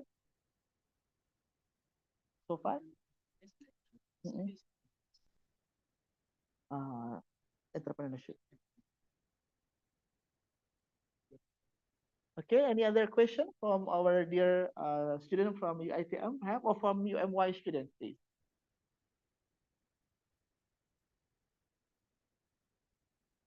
Bisa mau menambahkan sesuatu? You want to add something? Kalau saya tahu bukannya from the UMY consider macam it's easy lah how to manage your university because we have 34 campuses ataupun we have 34 branches. This is very difficult for us lah in order to manage. That's why we have limited budget because kita ada one group, maksudnya one parent company, Yeah. and then you terpaksa give the budget to your branches. Betul. So that's mungkin our limitation lah in about that. But UMY is just, even though ada 140 Muhammadiyah, right? So tapi dia masing-masing dia Authority. dia on management. Yeah. Dia tidak tabung lah. Yeah. Macam kami as a branches kita terpaksa mengalah, okay, for the Shah Alam because a lot of budget go to the Shah Alam because that is our Main HQ, campus. the main campus. Okay, all the budget, that is our constraint. Maybe anda tahu you all want to further master, you can go to FY and then ada free what we call accommodation. What about scholarship? Scholarship is open for all nationalities. Try to rezeki, and then you one day you become one of the docent here, one of the lecturer here kan, so boleh membangunkan dia. So saya nampak di slide tadi, most of the UMY lecturer they study dekat UIE. Yeah. UIE. Yeah, UIE. But tak nampak pun they choose UIE. Maybe they have reason lah why UiTM is not in their heart. Is there any other specific reason why they choose UIE? Saya kira karena ini di UMY ini kita ingin ada integrasi ilmu, integration of knowledge, dan islamisasi ilmu pengetahuan. Dan tadi macam Dr. Rizal, saya itu pergi ke UAE karena di sana ada program Islamization of Knowledge Agenda. Dan memang di UAE itu memang kita punya banyak alumni dari UAE di sini. Jadi lebih mudah untuk memberikan maklumat. Nah, mungkin kalau UiTM sudah banyak alumni-nya, mungkin akan lebih mudah juga kita akan pergi ke sana. Nah, mungkin untuk satu caranya adalah perbanyak dulu inbound and outbound students. So we know each other, ya. Dan juga selepas itu kita boleh exchange lectures. Jadi mungkin Bapak Hisam dan teman-teman boleh duduk di sini satu semester, ya, satu tahun. Sebaliknya juga kita sabbatical atau visiting professor di sana satu semester. Mungkin dari situ kita akan ada more engagement untuk ada kolaborasi yang lain. Itu mungkin Pak Hisam. Insya Allah tidak ada tendensi lain-lain. Mungkin belum ada informasi saja. Baik, cukup saya kira. Ada lagi yang lain? Ada lagi yang ingin ditanyakan mungkin? Dari Bapak di depan mungkin ada pertanyaan atau ada yang ingin disampaikan? Okay, I think finished, right? So we move to the next agenda. So, ladies and gentlemen, before we are going to move our next station, I just want to conclude what our Honorable Dr. Dimon have mentioned about the scholarship and UMY program as time manager and student in UMY. So every year we have like 2 times you can apply through our website. I think the period is like December to January and then March to June or July. Yeah. And Yeah. maybe Malaysia, you guys from Malaysia, is very easy to handle. Yeah, I still remember when I came, like it was kind of hard for me for 3 or 4 months. Like I didn't know how to speak. But I think the Malaysian, whenever they come, they get adapted. They have no issues regarding to the food and regarding to the languages. Yeah. So that's why I think for the Malaysian it's very Easier. great opportunity to study here in the master's program. Also, maybe some of your friends want to study in bachelor here, or maybe you all also can apply here in our UMY or our masters or PhD program. It's actually for the Malaysian it's very fun, but for us it's still fun. But for the Malaysian it's even more because I see like lots of inbound students who come, they go to like a lot of places. Even I'm here more than 1 year, I haven't been to those places. So yeah, that's all. So let's just move to our next station, which is our third station. Kita jumpa lagi insyaAllah jam. So ladies and gentlemen, time goes by, we have our third station. Here we have someone station from UiTM again. Please join me, welcome Mr. In Adlan bin Anwar. Today, he will be sharing insight on the topic of entrepreneurship in Malaysian perspective. But before we dive into the station, as usual, let's take a moment to review our speakers. We are going to glance and their CV.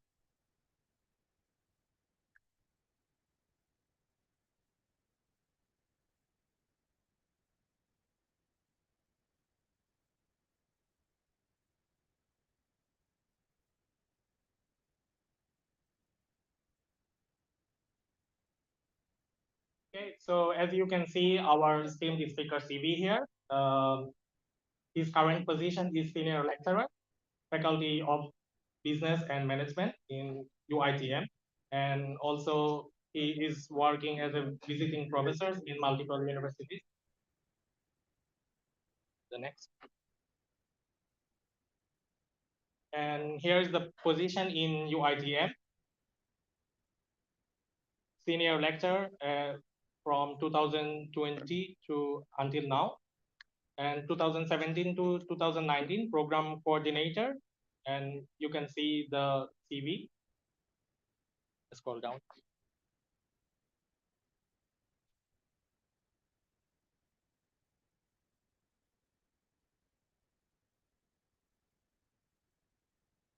Let's go to the publication. Okay.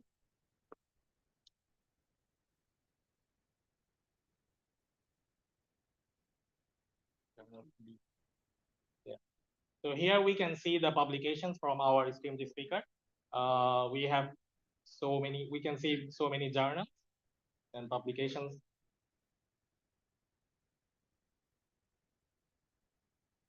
So ladies and gentlemen, please welcome our third esteemed speaker with a round of applause.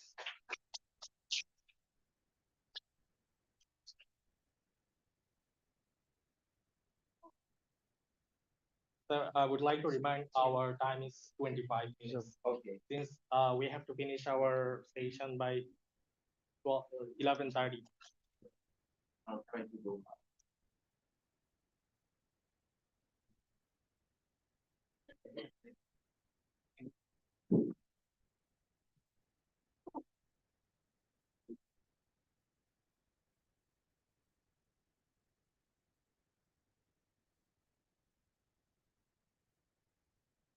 How do I go about this one?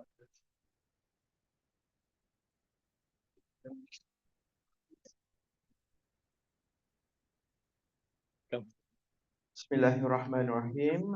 Thank you so much, Mr. Haida. My respected Dr. Dimas Bagus, Dr. Abdullah, ladies and gentlemen, Assalamualaikum warahmatullahi wabarakatuh. Okay, I was given a title of internship in Malaysia So I choose it, the title, to become an overview of entrepreneur in the perspective of what potential graduates are able to see and to rethink on the directions of the graduating and think of an added value that I think is very important. The second one is my objective of giving out information on entrepreneurship, especially in Malaysia, is for the students to not only looking for a job, but actually creating job for others, besides thinking about entrepreneurship as an opportunity, especially in the Malaysian environment. Ladies and gentlemen, Malaysia, as a nation recognized for its booming economy with potential and cultural heritage. Now, talking about entrepreneurship in Malaysia, they should always talk about the involvement or the combination of cultural heritage, which I think is very important. For this one, I would want to point out that Malaysia, especially graduates who think of doing some business in the future uh, to include the cultural heritage. And for this one, I think it's good for the students or for these Malaysian people to learn a lesson from Indonesia. As we see that Indonesia, to a certain extent, they are very good in in having that cultural and heritage into their business point of view. Next, please. However, I would say that next slide, please. I would say that actually Malaysia is a very we do have supportive government and thriving startup ecosystem, and the rising middle class among the reason of entrepreneurship in Malaysia. And next slide please. And it's good with the budget of 2024 next year, where almost 44 billion ringgit allocated, especially for SMEs, and 300 million ringgit Malaysia is allocated to especially Sabah and Sarawak. Now, you might want to ask as whether where the, is actually loans, and about 48% of the businesses uh, are given loans via Tekun. Tekun is one government agencies, and few banks are also recruited to proceed with these loans and what. And 75 billion ringgit Malaysia are also allocated for other businesses besides SME. Ladies and gentlemen, we would say that from this one, 730 million are allocated to women enterprises, women who are running their business, and also youth, because we see that two potential changes that are happening in Malaysia, where we see that women and young generation are the rising stars in entrepreneurship in Malaysia. Next slide, please, sir. Now, okay, the slide is quite small for you. Let me just read up for you. For early stage entrepreneurship activity, we would say that it is up to 15.4%, that is over 14.9% for the Southeast Asia. And established business ownership rate are increasing 10.7% as compared to 10.4% in 2021. We say that we have entrepreneurship and entrepreneurial environment in Malaysia that is very strong, and we say that startup 13,000 documents are registered in 2021. That's a difference of 12,000 the year before. And the securing fundings, which I think is very important in terms of running the business, which we have 1.5 billion from 1.2 billion in the 2020. And with the current news of budget 2024, where the government allocated almost 40 billions for entrepreneurship. So there are many changes that will happen, which I think is very beneficial for especially future graduates to rethink, to start a business and think of what. You know what? When we talk about when we have students who always thinking of finding jobs, then that is another perspective. I would I'm glad to be in UiTM, where UiTM have a philosophy that at least 20% of the graduates starts the business and start creating jobs for others. And this is why we say that whatever the supports by the Malaysian government, especially for fresh graduates to start their business, is very crucial to a certain extent. Okay. Now, we would say that the government, next slide, please, thank you. The government outlined the National Entrepreneurship Development Policy 2030, which encourages and outlines the 10 strategies that we have. That include the entrepreneurial culture to strengthen the capabilities, the innovation-driven enterprises, the international high growth, the assess the findings and whatnot. And we would say that most these are the startup top sectors that are uh, that are most popular in Malaysia that include creative industries. Ladies and gentlemen, what are creative industries? Photography is a creative industry.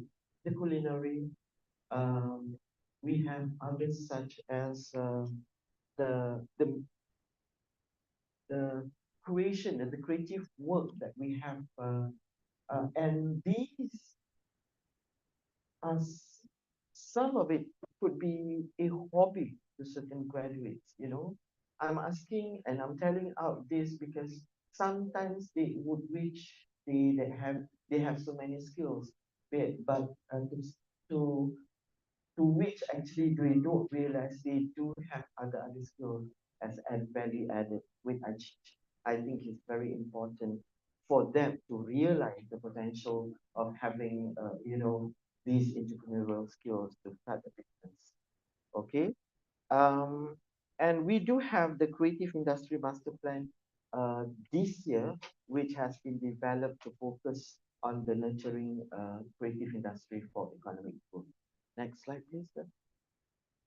Ladies and gentlemen, talking about SME business in Malaysia, you might think that small business does not contribute anything to Malaysia, but that is totally wrong.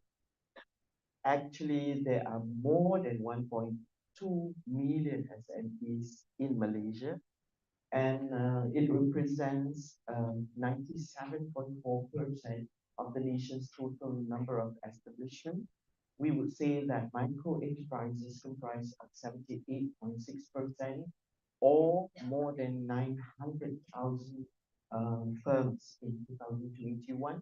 We have small size firms constituted of 19.8%, which actually more than 200,000 firms, while the medium size organized firms accounted for 1.6%, that is more than 19,000 firms.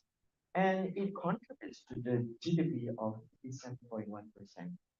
As for employment, future graduates always think about big organizations and they do not want to work in small firms. But actually, SMEs contributes to more than 66% of employment in Malaysia.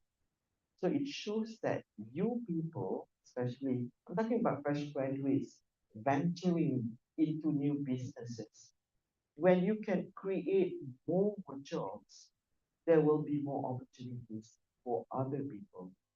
Yeah. And it contributes also the export of 17.3%. And the highlights that their involvement in the international trade and their potential to contribute to countries' expected growth is very, very important to one extent. Okay, next, please.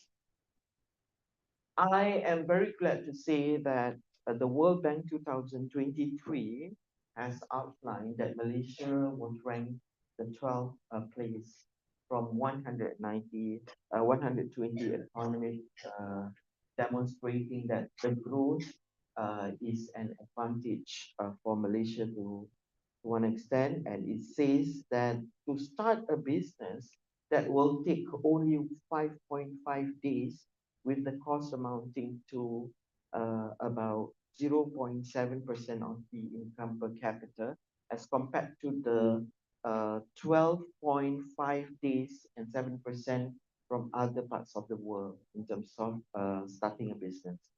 In terms of loan, ladies and gentlemen, basically there is 42% possibility for SMEs in Malaysia to get an access to the loans that the government is offering. Now, most of the time, if they did not get the loan, it's because of the documentation is incomplete. But you can always go for higher if you could not go to the bank.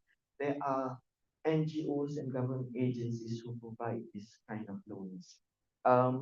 Now, for trading across borders, basically it takes about 7.5 days as compared to the Southeast Asia's 10.2 days. Now, ladies and gentlemen, next slide, please, sir.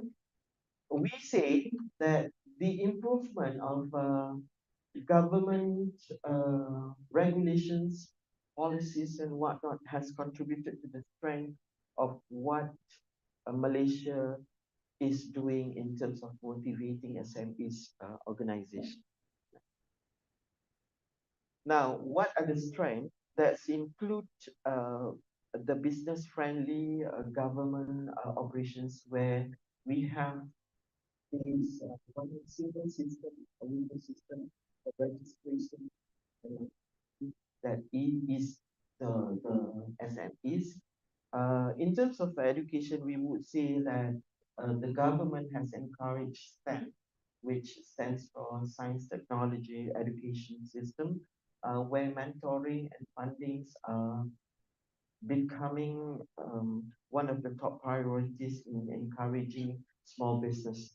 The third one is we're talking about the GDP per capita, where the growth rate of 4.4% in 2016 to 8.7% in 2022.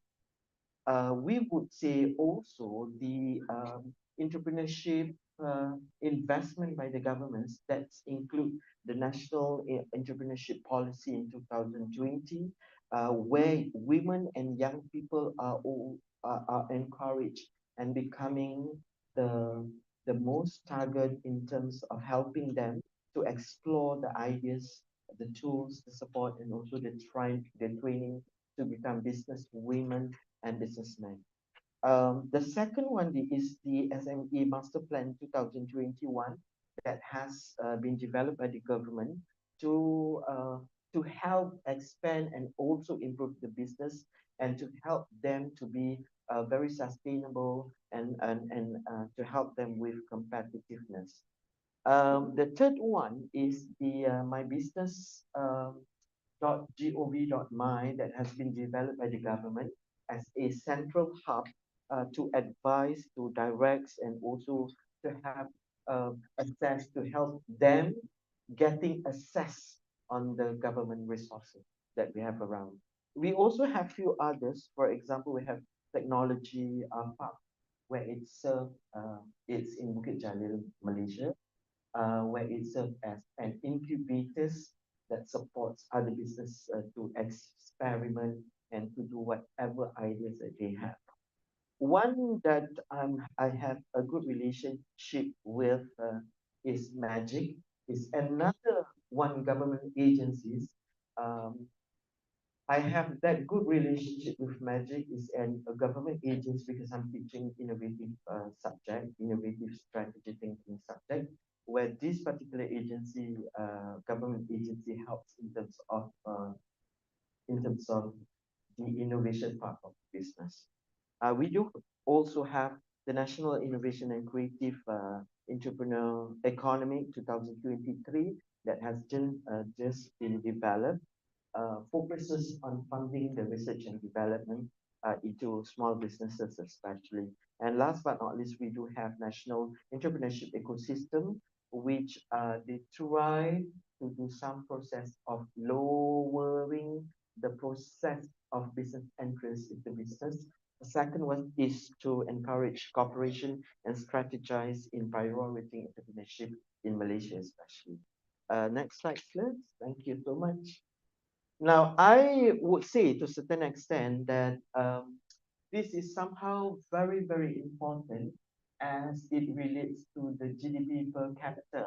Now, if we were to talk about the whole as a government perspective, but I actually would be very grateful if I could influence actually the graduating students, you know, to think on doing business as an opportunity that you should not miss out. I'm telling this one not because I have business outside. I suppose Dr. Abdullah is also having business outside for other activities. Okay. Now, having the knowledge of economics and doing, you know, doing good, you must agree to me to a certain extent that doing business have some value added and some advantages. And I'm encouraging, especially I'm talking to these fellow students, you know, where opportunities of specific job for the courses that you are taking now is somehow very related and very subjective. You know, people taking specific course. For example, now students taking office systems management does not mean that they will work in the office. So you taking international business program, especially, you know, does not mean that you must be in that particular field. So I would want to actually influence you to have some input and to value whatever ideas, whatever skills that you have in yourself to venture into business. And upon reaching that, I'm so satisfied. Next slide, please. Now, let's talk about, we have talked about this investment. Next slide, sir. Thank you. Next slide. We have talked about this. Okay. Now, I would say that besides the increasing of, we call it in Malaysia as M40 is the middle income group. The increasing of that, the increasing of women in businesses has also it has also been considered as good in Malaysia, where we see that there's about 2.3 million women conducting and running business, and 1.6 million youth are starting to venture into business. Now, this is certainly is a good idea because during my time, there was not this much. 1.6 million of youth doing business in Malaysia is very new. And this is somehow is very encouraging. Now, it's maybe due to the fact that the economic environment has changed. I suppose Dr. Abdullah will agree with me. And I would say that talking about entrepreneurship activities, it has increased that where women, there is an increase where women activities has increased to 90.8% where that is much higher than the developing countries, average developing countries, where only 13.5% entrepreneurship activities are conducted by women. As for youth, the 17.2% uh, entrepreneurship activities as compared to the developing countries where only 12.4% and the Southeast Asia is only 17.2 below 17.2. Ladies and gentlemen, I would say that sometimes things has changed and the technology has helped you to a certain extent. Okay, next. These are the future entrepreneurship in Malaysia.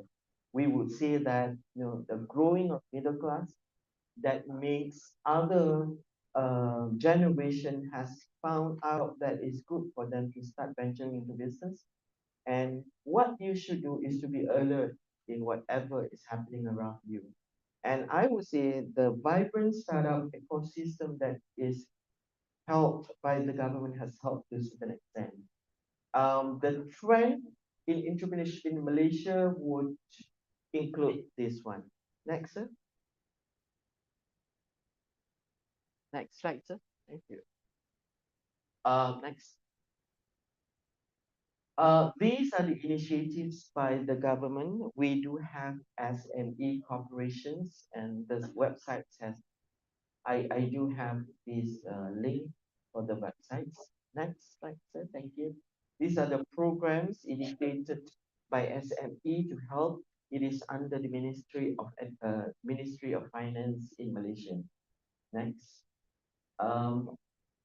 Recently, the 2nd of November of 2023, we do have an MOU between Singapore and Malaysia to enhance SME growth, and these are the areas and industries that we are talking about. Next slide, sir. Okay. Now let us talk about entrepreneurship education in Malaysia. In terms of this, I would rather agree, because I've been teaching for 6 years in Universitas Pendidikan Indonesia and Universitas Negeri Surabaya on certain subjects, and I do involve in the curriculum development of vokasi, and I am very intrigued with what they have in the school level. In Malaysia, there is only mata kuliah on kemahiran hidup bersatu where entrepreneurship is only part of the subject. It's not the main subject. Where in Indonesia, they do have the subject starting from sekolah rendah ya. Kalau sekolah di entrepreneurship in school. Okay, saya bertanya dari rakyat negara Indonesia, di sekolah, kalau di sekolah itu ada sudah ada entrepreneurship subject kan? Sudah ada kan? Di tingkat berapa ya?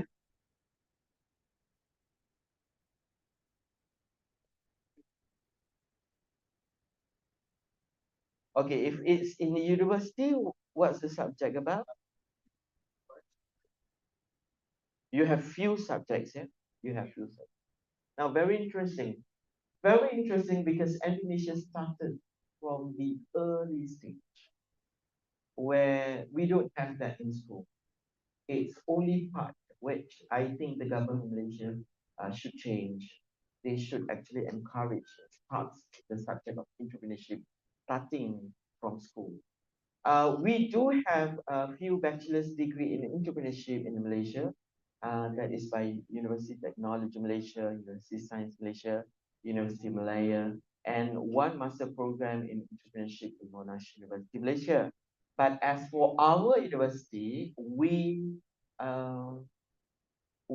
ask the student to pick one particular subject for entrepreneurship, but that's being offered only once in their lifetime for a bachelor's degree journey. Next slide, sir. Now, basically, there are three types of ENT or entrepreneurship education in Malaysia. We have The EMT 300 is for the diploma level students, where they are going to be taught on how to do a business plan, how to register the business, and they should actually put their ideas into the business model canvas.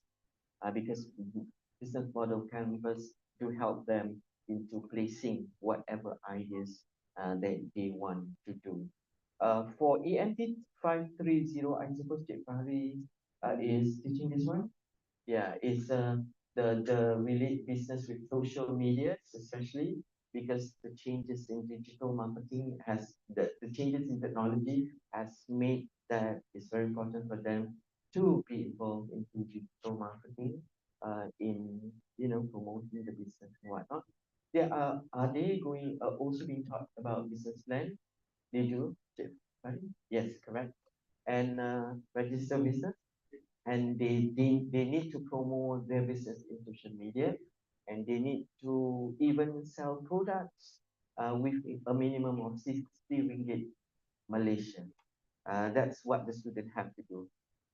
As for ENT 600, it focuses on technology innovations, where students from the technology base are required to come up with some innovations, and especially innovation ideation.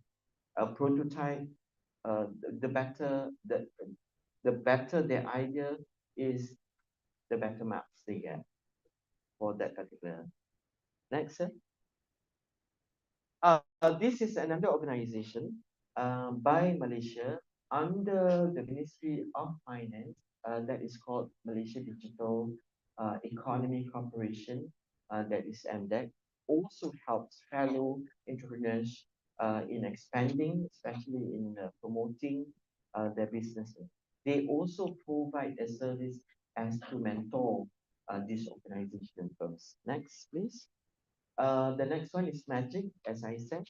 Now, it's not, now, if you, ladies and gentlemen, if you, I'm talking not only to the Malaysian students, but also education students, if you have good ideas and you would want to present them, go to Magic Malaysia, where they will really appreciate your ideas and put into that idea to a business profile, which I think is very important.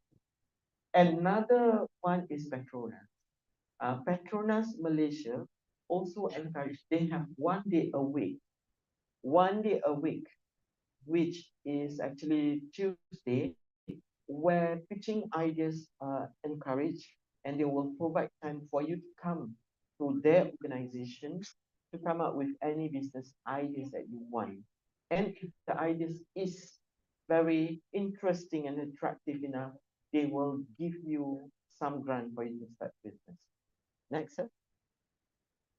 These are the success stories. You can always get the slides from the organizer. Next. These are other success stories which I could not play here. Next. Now, ladies and gentlemen, future graduates, since I know that you are the audience, I do not want to talk about the government policies, the blueprint and whatnot. I wish you guys to have the mentality of not only finding a job, but start creating a job. When you have this in mind, you are actually giving other people opportunities. And you can value yourself in terms of your innovation ideas. Kita suka kedai-kedai viral kan? Kita pergi makan semua kedai viral kan? Lepas tu bila kita pergi makan di kedai viral tu, tiba-tiba kedai viral tu tidak seperti yang kita kendaki. Dan kita sentiasa ada new ideas, betul tak? Dan kadang-kadang dia stuck in just our head. Dia tak keluar. So bila tak keluar tu, for me is a waste. For me is a waste. You might be seeing me as a lecturer who's delivering some information and inputs.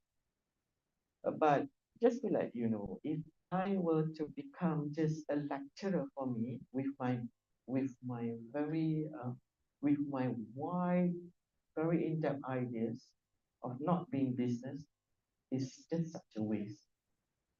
I cannot tell you more about the business that I'm running, but I'm giving you, I'm just telling you that opportunities is always there. Studying in the universities is part of the process. But studying in the universities make you different from people who does not have the opportunity to study in the university. Correct?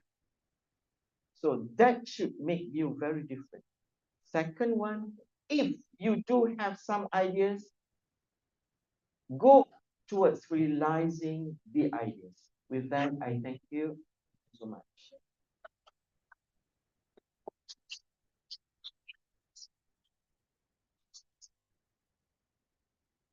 Okay, thank you, Mr. Azlan, for your outstanding and thought-provoking presentation on the topic of entrepreneurship in Malaysia. Minta maaf lah ya. Your presentation was very insightful and informative. And we are going to jump in our Q&A session. But before we jump into the Q&A session, I would like to summarize some of the key points from our honorable speaker. In Malaysia, a small business impact, SMEs, 97.4% of establishments contributing 37% to GDP and 66% to employment. And export, SMEs contribute 17.3% to the country's total export. Business environment. Malaysia's business environment. World Bank ranking says Malaysia ranked 12 out of 190 economies in the 2023 Doing Business report. Setup efficiency. Entrepreneurship can establish a business in 5 days with low cost. Access to credit. Approximately 45% of SMEs have access to loans or credits. And a strength of Malaysia's entrepreneurial environment. We have regulatory advantage, skilled workforce, a strategic location, supportive government, and vibrant startup ecosystem. Entrepreneurship investment and initiatives. We have National Entrepreneurship Policy 2020, and we have SME Master Plan 2021, and mybusiness.gov.my portal. And we also have Technology Park Malaysia. We also have MAGIC, Malaysian Global Innovation and Creativity Center. And the last one, blueprints for NEEB and NICE or NICE. I think that's all. Please, I would like to ask the participants, if you have any questions, you can raise your hand and you can start by introducing yourself and your university.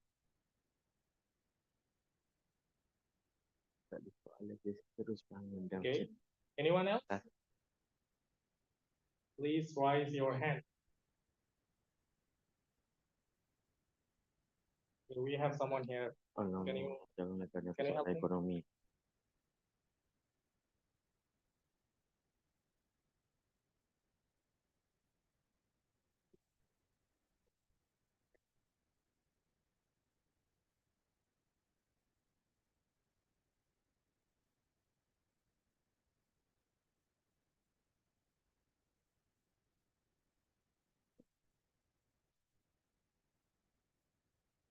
Good morning, everyone.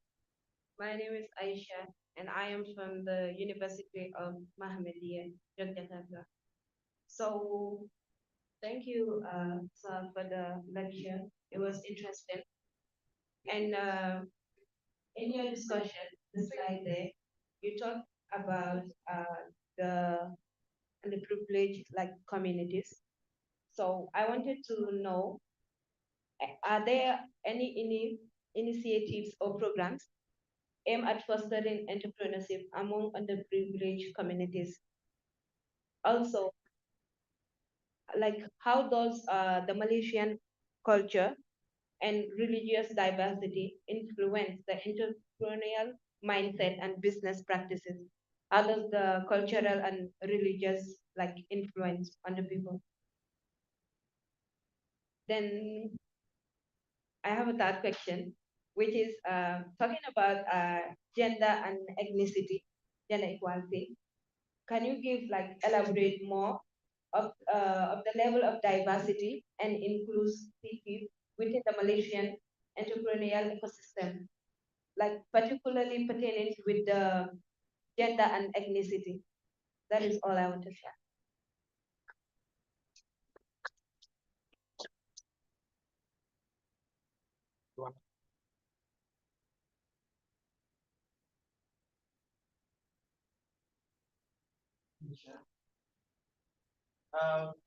Yeah, we do. The government is taking into serious consideration, especially of the underprivileged. Um, when government from 22 million to 44 million of budget for 2024 budget in Malaysia, has shown that the government is very serious to helping this underprivileged. And then there are certain organizations, especially the Japua. Japua is one of the government agencies that show to help this underprivileged. And again, talking underprivileged, the privilege, the focus of the government or stand of increasing women and young entrepreneurs their main agenda. The main they have to the problem that most of the time the ideas are about fear, and that is why they think it's very important for them.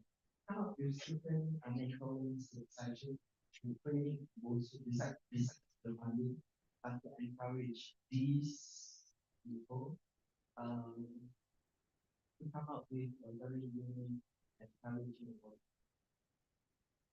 Second one, there is no such thing as discrimination. That did happen in the years of it, especially for women to climb the ladder of executive and managerial positions. But when it comes to the opportunities to do business in Malaysia, it's about you know your potential, you know of the organization that can help you to fund your business. It's either you know or you don't know. It's like Malaysia. I'm proud to see. Okay, maybe I'm not the biggest support from the government, but maybe. But I would say that the efforts that is being done by the federal government, especially establishing policies, the framework, the agencies to go all out to help these people, something that I would. Am I answering your question? Okay, thank you so much. Thank you for your question, Aisha, and thank you for our esteemed speaker for answering the question. Is there any more question from any participant from UiTM or from UMY? Okay. From UiTM?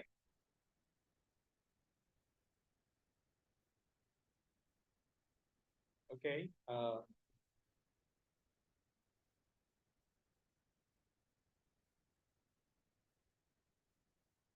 My name is Amelia from ITF Base 22. Thank you very much for your One more question. outstanding lecture. It was very informative and inspiring. I would like to ask one question. How is Malaysia helping for people, especially women and young folk, to start and grow their business? Are there specific things or programs they are doing to make sure this group can do well in business or food?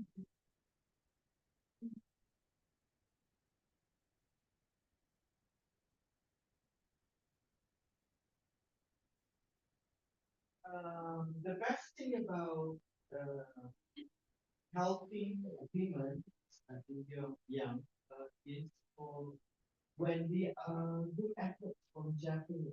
Japan is one is a community service agency by the government that allocated in every, and they were the one who collect all the land, and they were the one who get money and distribute the money. This Japan helps second. The point is another agency that will help. It's just that people do not want to go to the central office, get information, money, and information. That's very fun. Sometimes I could understand that people say that this phone is one political country, and then other countries don't. But when they have the resources, why not go? Even when you have different political ideas, when it comes to this topic, the government is this agency. And I would say that these agencies are very good. You can conduct well this time.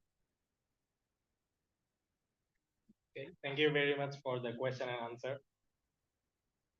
So now we are going to jump into our next and final session, which is our fourth session. So, ladies and gentlemen, as we transition into our fourth session, we are privileged to welcome an esteemed speaker, and he is not from Indonesia, neither from Malaysia. He is from Yemen. And this is Dr. Abdullah Muhammad Alansi.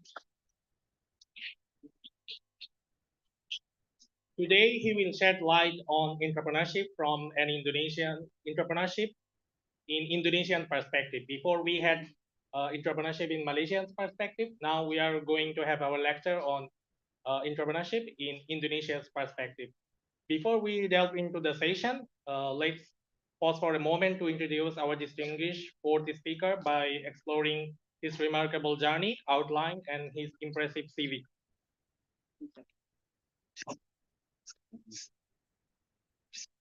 CV. We just have can. Okay. Okay, no. Okay. Since we have just limited time, we are just going to jump into our main session. Okay, do you want to check my CV? If anyone wants to check our esteemed speaker CV, maybe you can ask him directly, or maybe you can ask me or any committee as well. Okay.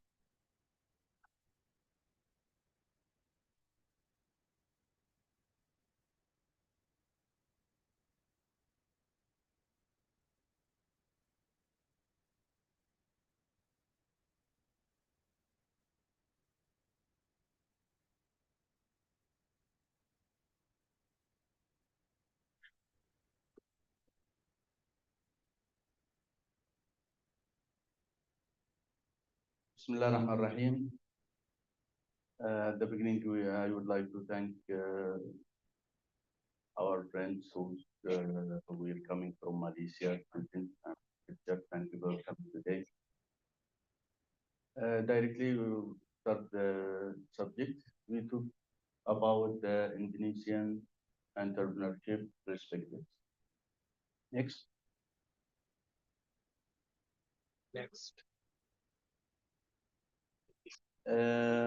Usually when we talk about the entrepreneurs, we're talking about the small and medium enterprises, because entrepreneurs or we cannot see young people, because entrepreneur could be 65, also could be 70.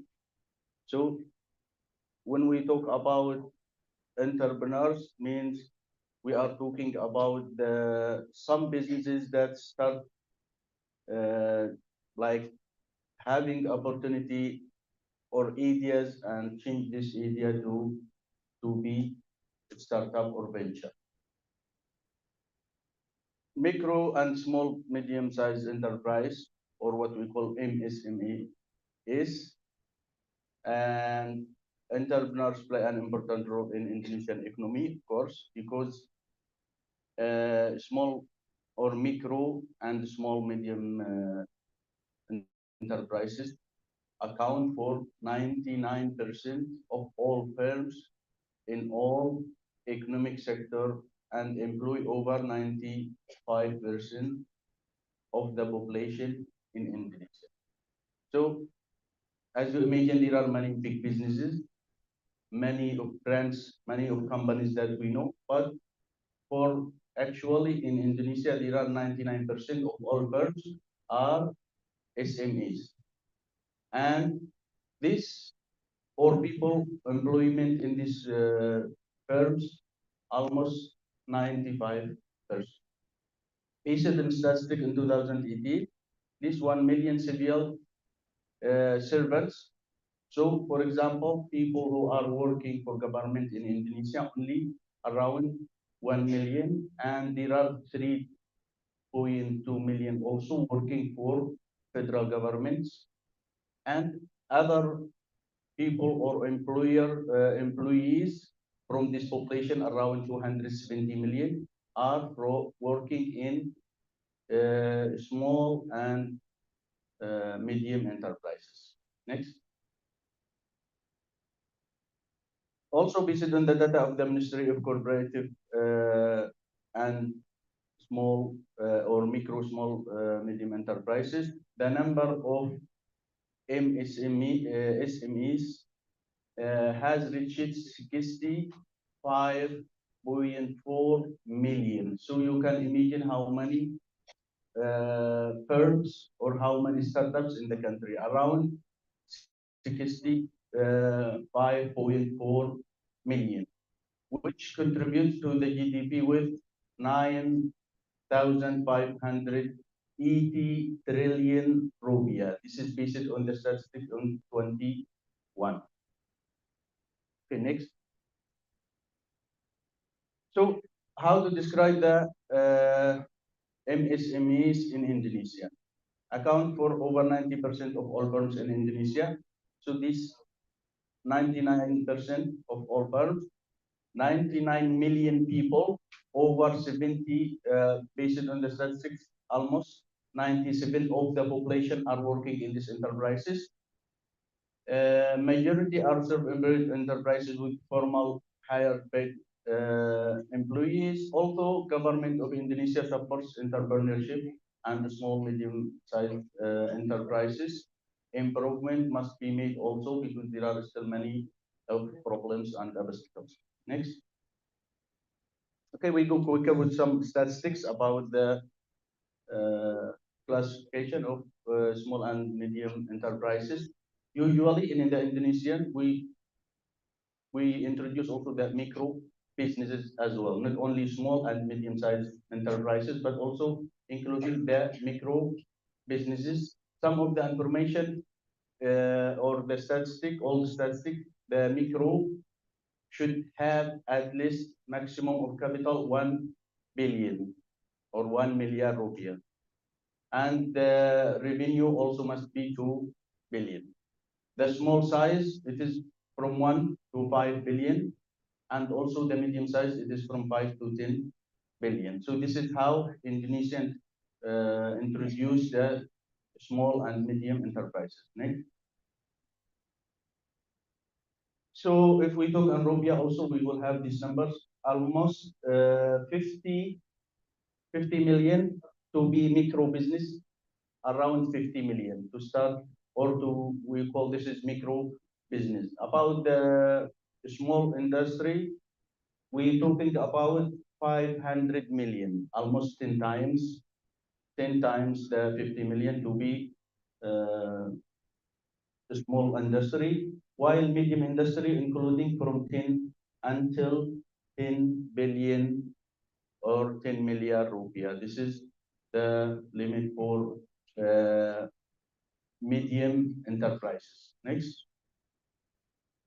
So this based on data, we can see here for the Asian countries, For 2021, we can see all maybe some Asian countries, including Indonesia, Malaysia, also the number of enterprises are in Malaysia, for example, 1,200,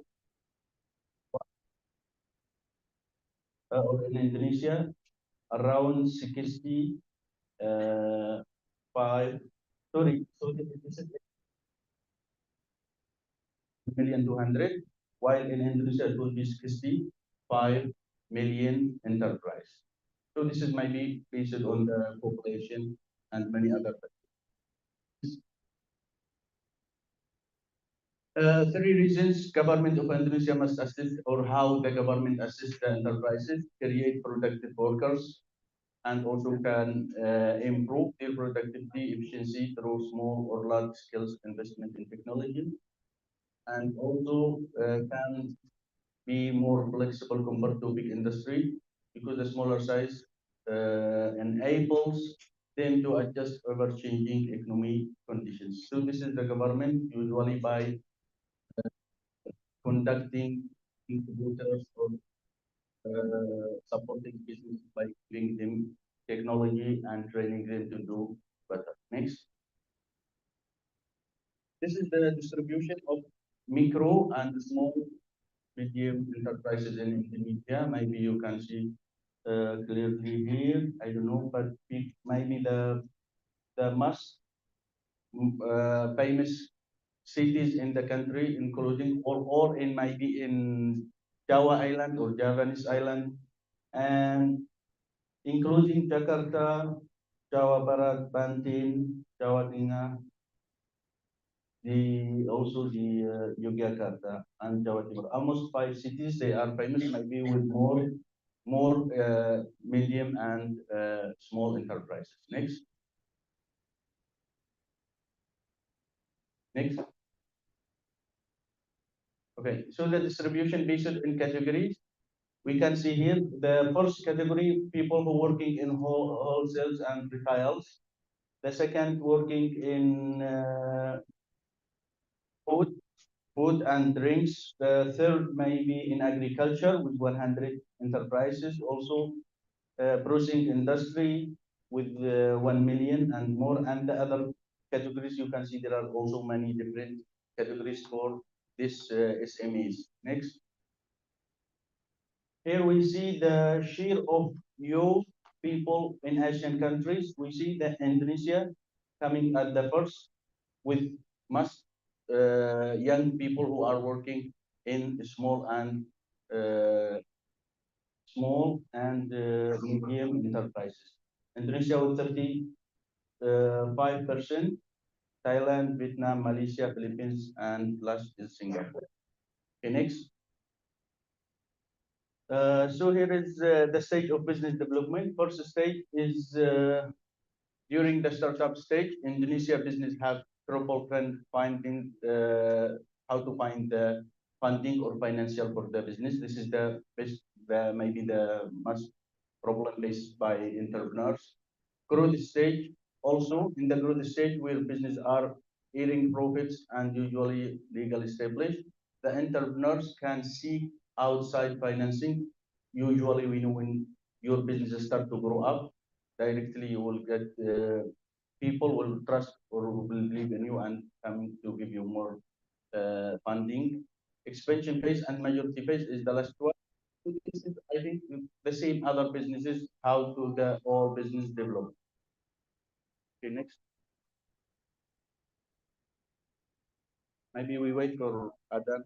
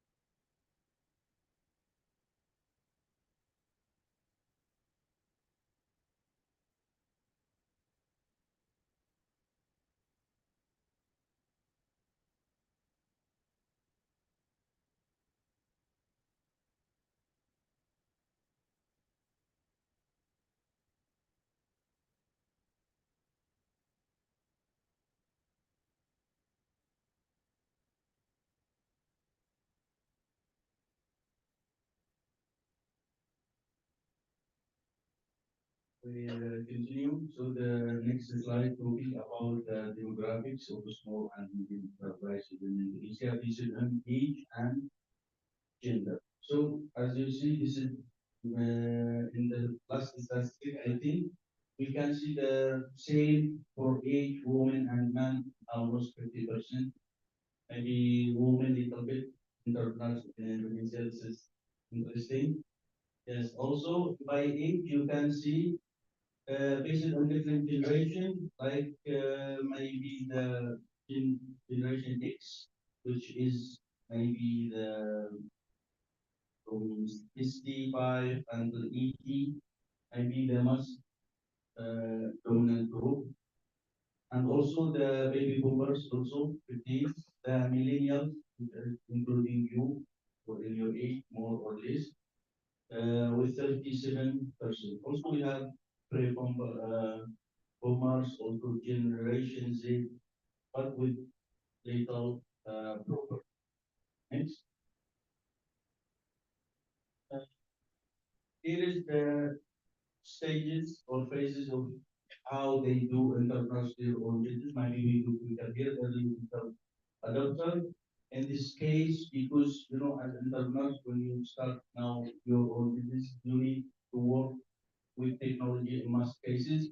So the first thing what entrepreneurs use is they using their email and their also social media to start their business. And the next stage, getting ready to digitalization or digitalization. It is about knowing how to do your promotion and how to use social media in doing in doing promotion advertising for your business. And the last stage is about tech savvy merchants.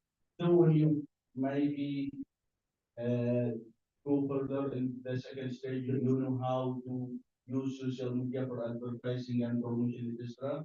Then you go to the last stage, which is to know how to transfer, how to collect or let your customers pay you online and send directly to your accounts, then using financial platforms.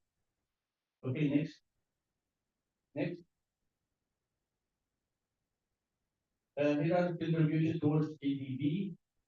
How the contribution of the small and medium enterprises in Indonesia to the GDP from 2010 until 2020. You can see the contribution almost, we said before, 57% until 58%. But you can see the last year here is 2020 because of the COVID-19, the contribution of the small business and medium business also decreased until maybe 30 something. This is because the corona, because many of small and medium enterprises closed and affected by coronavirus. Next. The business sectors for SMEs in Indonesia. The business sector includes number one is culinary, number two is fashion, then retails, beauty, handicraft, digital, agribusiness, and others. So this is the distribution of SMEs in Indonesia. Next. Challenge local micro and SMEs in Indonesia. We can see there are some challenges facing these enterprises, including product marketing, taking the first problem, how to market the product. This is what entrepreneurs face in the first place. Access to capital. The second one is there is no financial support from many different agents. Fulfillment available of raw materials. This is also how to get raw materials is also a problem. Digital technology adoption. There are need for maybe training, maybe for getting this technology itself is also a problem for entrepreneurs at the stage. Transaction process, cash flow management, and other challenges that faces entrepreneurs and entrepreneurship. Next. Also, digital advertising challenges may be also connected somehow to the entrepreneurs. For example, benefits of adopting digital transformation, improving business operator efficiency. As we know, like for example, like Grab For example, transportation sector, we have Grab here, we have local application like Gojek, I don't know, other applications. So the improving business operation could be happened by using technology, but in the same time, it is perceived high cost. Also, this cost may be represented to different sectors, including the employees, also how to be able to use this technology. Next. Social business capital. So who support these entrepreneurs or small and medium enterprises in Indonesia? The first one is bootstrapping, which is entrepreneurs themselves, how they can support themselves to start a business. Or bank loans also come in the second stage with 54%. Then capital from the family with they contribute 38%. Loans from friends or relatives 14%. Loans from non-bank institution 9%. And also business to business financial loans with 5%. So this is how the source of capital funding for small, medium enterprise. Next. This is some more data about the scene. We can see if we use by category, there are for micro, almost 50% from bank loans, while in small 60%. There is no much differences. Also the same like the same data for the slide video. Next. But here is based on the category. So online marketplace that can help in Indonesia, we have these marketplaces that help entrepreneurs to do their jobs or to start their own ventures, including Shopee, Tokopedia, Bukalapak, Bilibili, TikTok, and others. Next. Digital wallet also, but we use in this type of digital wallet for also entrepreneurs can use this. For example, Oppo, GoPay, Shopee, Dana, and this. Next. Okay, maybe we go next with this information and also next. Okay, here we talk about the topic about the student entrepreneurship in Indonesia. It is a study conducted by Saidul and Rizal in 21. This is a little bit interesting. So we got some information like entrepreneurs intention. They label based on parents' occupation. Means they conducted this study in many or in some Indonesian university student like you to understand what are the intention of students to start their own startups. Here we see, maybe in the next slide, we see the information. Enterprise intention to do their jobs, for example, to from these students, there are entrepreneurs 6.10%, which means this is the skill they use in the study, which means this is high or very high actually. The students in your age means they want to be entrepreneurs, means the highest level, they want to be entrepreneurs. They want to be company employees, there are 5.8. Or sorry, this is based on the parents, based on the parents' background. So that their parents entrepreneurs with the first category, then the farmers come, their actually their parents are farmers, they have intention to do or to be entrepreneurs, come in the second. Then also part-time workers come in the third place. Okay, so we will see that 6 months in the next slide. So these are the entrepreneurs. Maybe this in numbers, you can see 85% of these students, amount maybe 28%, they have intention to do business.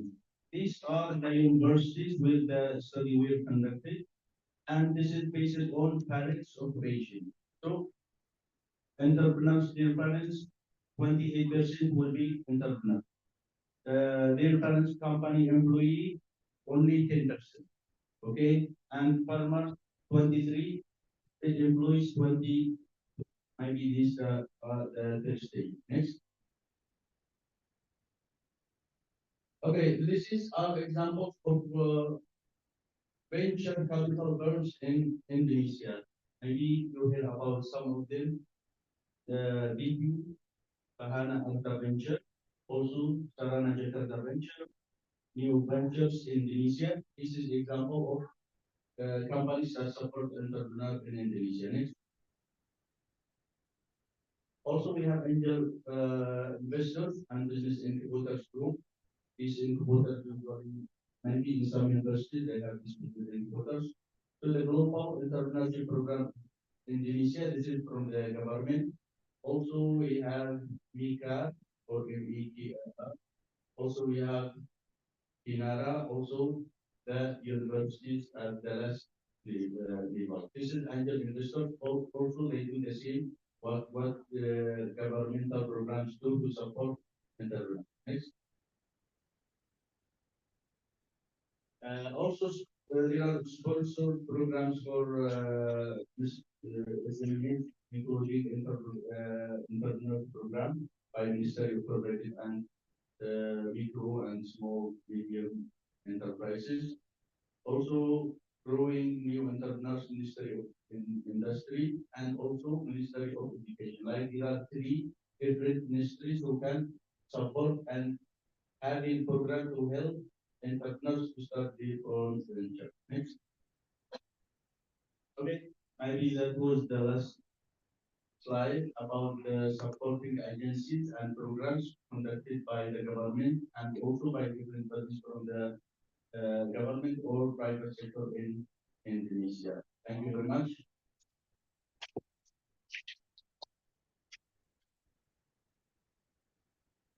Okay, thank you very much for your outstanding and thought-provoking presentation on the topic of entrepreneurship in Indonesia. So as we wrap this enlightening session, let's express our sincere gratitude to our fourth honorable speaker, Dr. Abdullah. Your insights and expertise have provided valuable perspective. So since we have a very limited time, I'm not going to summarize the material. We will just delve into the Q&A session. Please, the participant, if you have any questions, please raise your hand. Okay, we have two persons, one from UiTM, one from UMY. Okay, maybe the UiTM student first. Can you help me?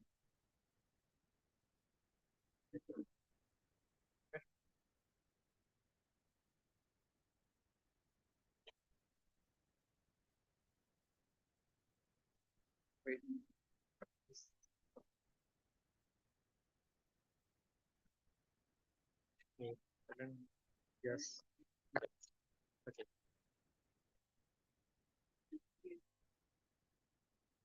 One by one. Assalamualaikum Dr. Noor. My name is Muhammad Aizat Dinia. As a slide, I can see that 90% of Indonesian is micro entrepreneur. So there are any program or initiative from Indonesian government to encourage the micro entrepreneur to be a small entrepreneur. So that's all my question. Thank you.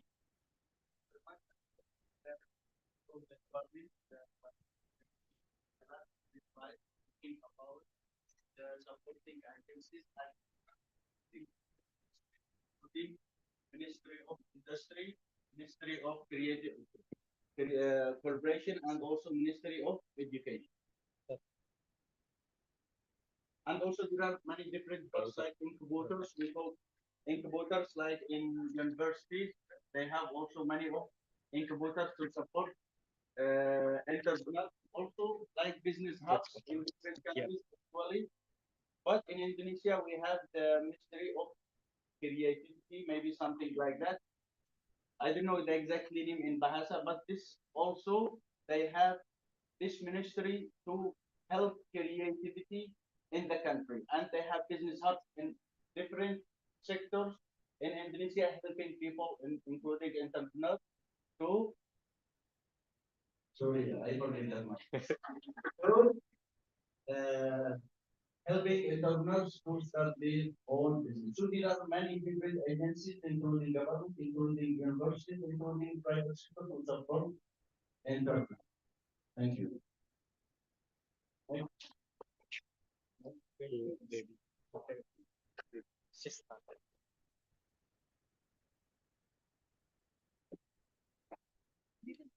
Berdiri.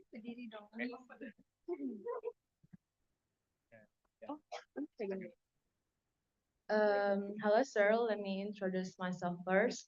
My name is Debbie Alicia from IPF batch 2021. And I want to ask a question. How is the Indonesian government helping small business take advantage of new opportunities in business related to the environment and technology? Are there special things they're doing to support business that want to be more environmentally friendly and grow in their areas? Thank you.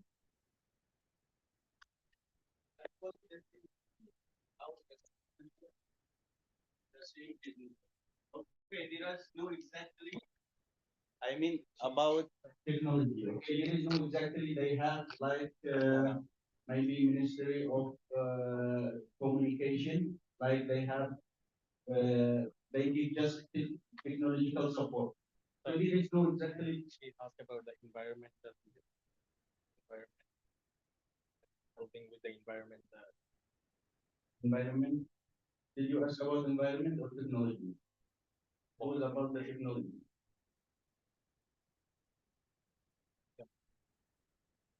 Environmental technology. Okay, this is the same. Okay, where is because the infrastructure in the country actually is very good. The technological infrastructure it is very good. So there is no need for that. Maybe for that infrastructure to build businesses. Now many of you are able to do business online. You can use the social media easily. You can use many applications. You can learn also easy. Yeah. Maybe if you want to learn yourself, you can use YouTube or another platforms to learn how to do specific maybe specific parts of your own business. So about the infrastructure, about the technology, also about the environment in Indonesia, it is very good. And there are many of suppliers or supplying help like three industries, ministries also, and many of companies that also support entrepreneurs, and also many of universities they have incubators and business hubs for entrepreneurs around the country. But exactly if we look about this, they give special part about technology, not with this way, but including everything they can give for entrepreneurs. Okay, thank you.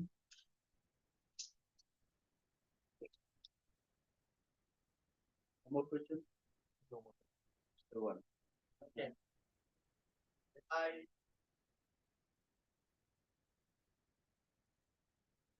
There we go. Abdullah. I just the government ban the government of Indonesia ban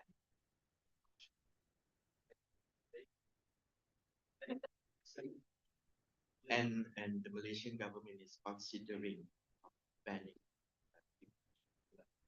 So in your slide, you mentioned that TikTok Shop contributed more than 30% of the stock of the small business. So I would want to know your own experience or opinion about. Yes. Okay. Maybe the last maybe because there are some problems happening in like related to many different problems. Okay, maybe one of the political problems, maybe another economic problem. So, actually, in my own opinion, what I think about closing business because of this, we have maybe we learn from COVID-19. We learn much when we turn off or when we close some opportunities. Okay, we have many benefits when we use the cookie tax. There is many benefits for government, entertainment for people, but still, if closed, what will happen? We can study the consequence, the outcomes. This will be affect us much, or still we can control. Okay, for you, for entertainment, maybe you can change another platform. Who do agree with me? If they cannot, it is okay for them to have TikTok fan. Do you agree? If you agree, raise your hand. I mean, it is okay. I mean, you will not have problem. Okay, only 2, 3, 4. Yes. Okay, how many of you will agree if they must have TikTok? They must watch TikTok every day or every time. About the same numbers here. Same numbers. There is no interest here. Many of or many of students, there is no interest. They close, they ban or don't ban, they don't care.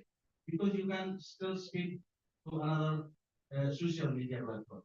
Okay? So for government, I think from my own perspective, if we do this, we close for different problems, there are still another way to do this. We will have entertainment by using other social media. Okay? So there is no problem. We will have income for the government tax from another platform. So this is my own perspective here. But actually, maybe in Arab countries, they don't do this. Actually, maybe we see the war in Gaza, and you can see every time the people asking to ban maybe some platform, maybe they to have cuts in maybe some products or businesses, McDonald's, like Coca-Cola, something. But still, all people, they don't governments or this, they don't follow it. Still, we have, there is no, we cannot force people to do this all the time. Okay, thank you very much. That's my opinion. But my opinion, there is no problem. You can close, you can run to other application.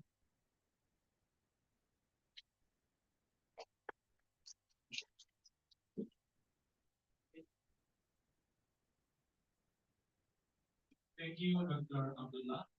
Thank to our understanding of it. So this is the end of our speech. Thank you all the participants and engagement for our presentation. It has been a pleasure moderating this insightful discussion. If there were any shortcomings or mistakes our event, we sincerely apologize. Ikut kamu ke panti. Organizing event, Ikut kamu ke panti. and we appreciate Aku enggak. Kamu panas-panasan pakai motor setengah jam, ya kan? Enggak. Agree. I would like to give the floor to the end. Before that, can we have a big applause for our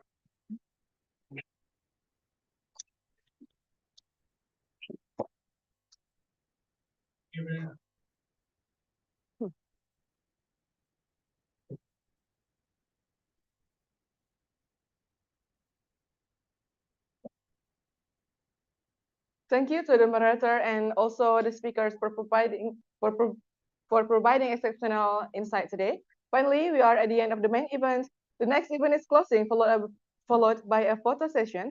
To close our event today, let's say Hamdalah together. Alhamdulillahirabbil alamin. So now we're going to take a picture together one more time. So hopefully, guys, you can stand up one more time, please.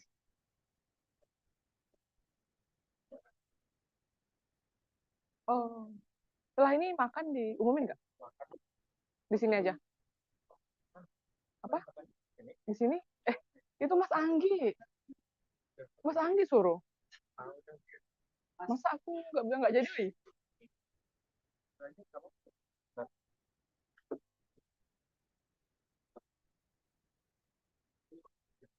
Iya, sekali lagi kata Mas Anggi. Kayak tadi aja ya. Di mana?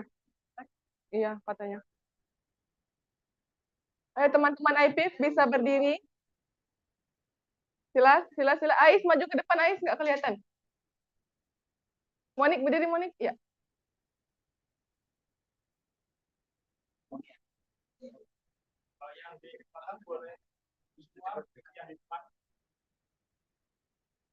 Depan guys. Ayo di depan yuk. Di depan yuk. Karena di depan nih. Nggak boleh, nggak boleh. Oh, nggak tahu tuh. Closer tuh nggak perlu pakai mod lah, Mas. Oh iya.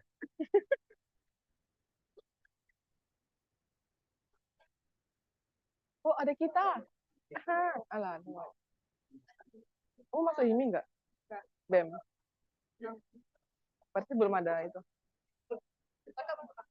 Nggak usah buang-buang waktu.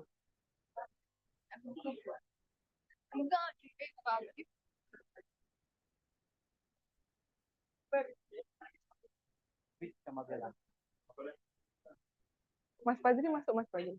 Mas Fahim, come on. Di sini lah, Fahim tuh. Masa laki-laki di ujung. Kamu di sini lah. Oh,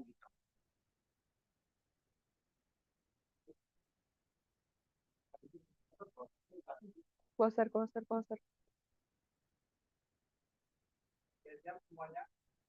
Bacot dia. Iya, kampas kece. Carikan aja.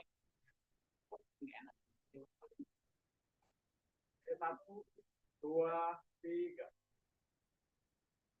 Oke, sekarang ya bebas.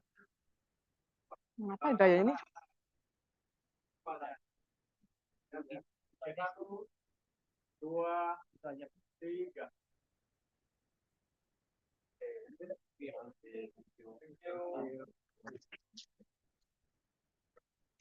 Mas Anggi umumin lah, Mas Anggi. Boleh makan di sini. Ya umumin nggak sih? Udah tadi. Udah.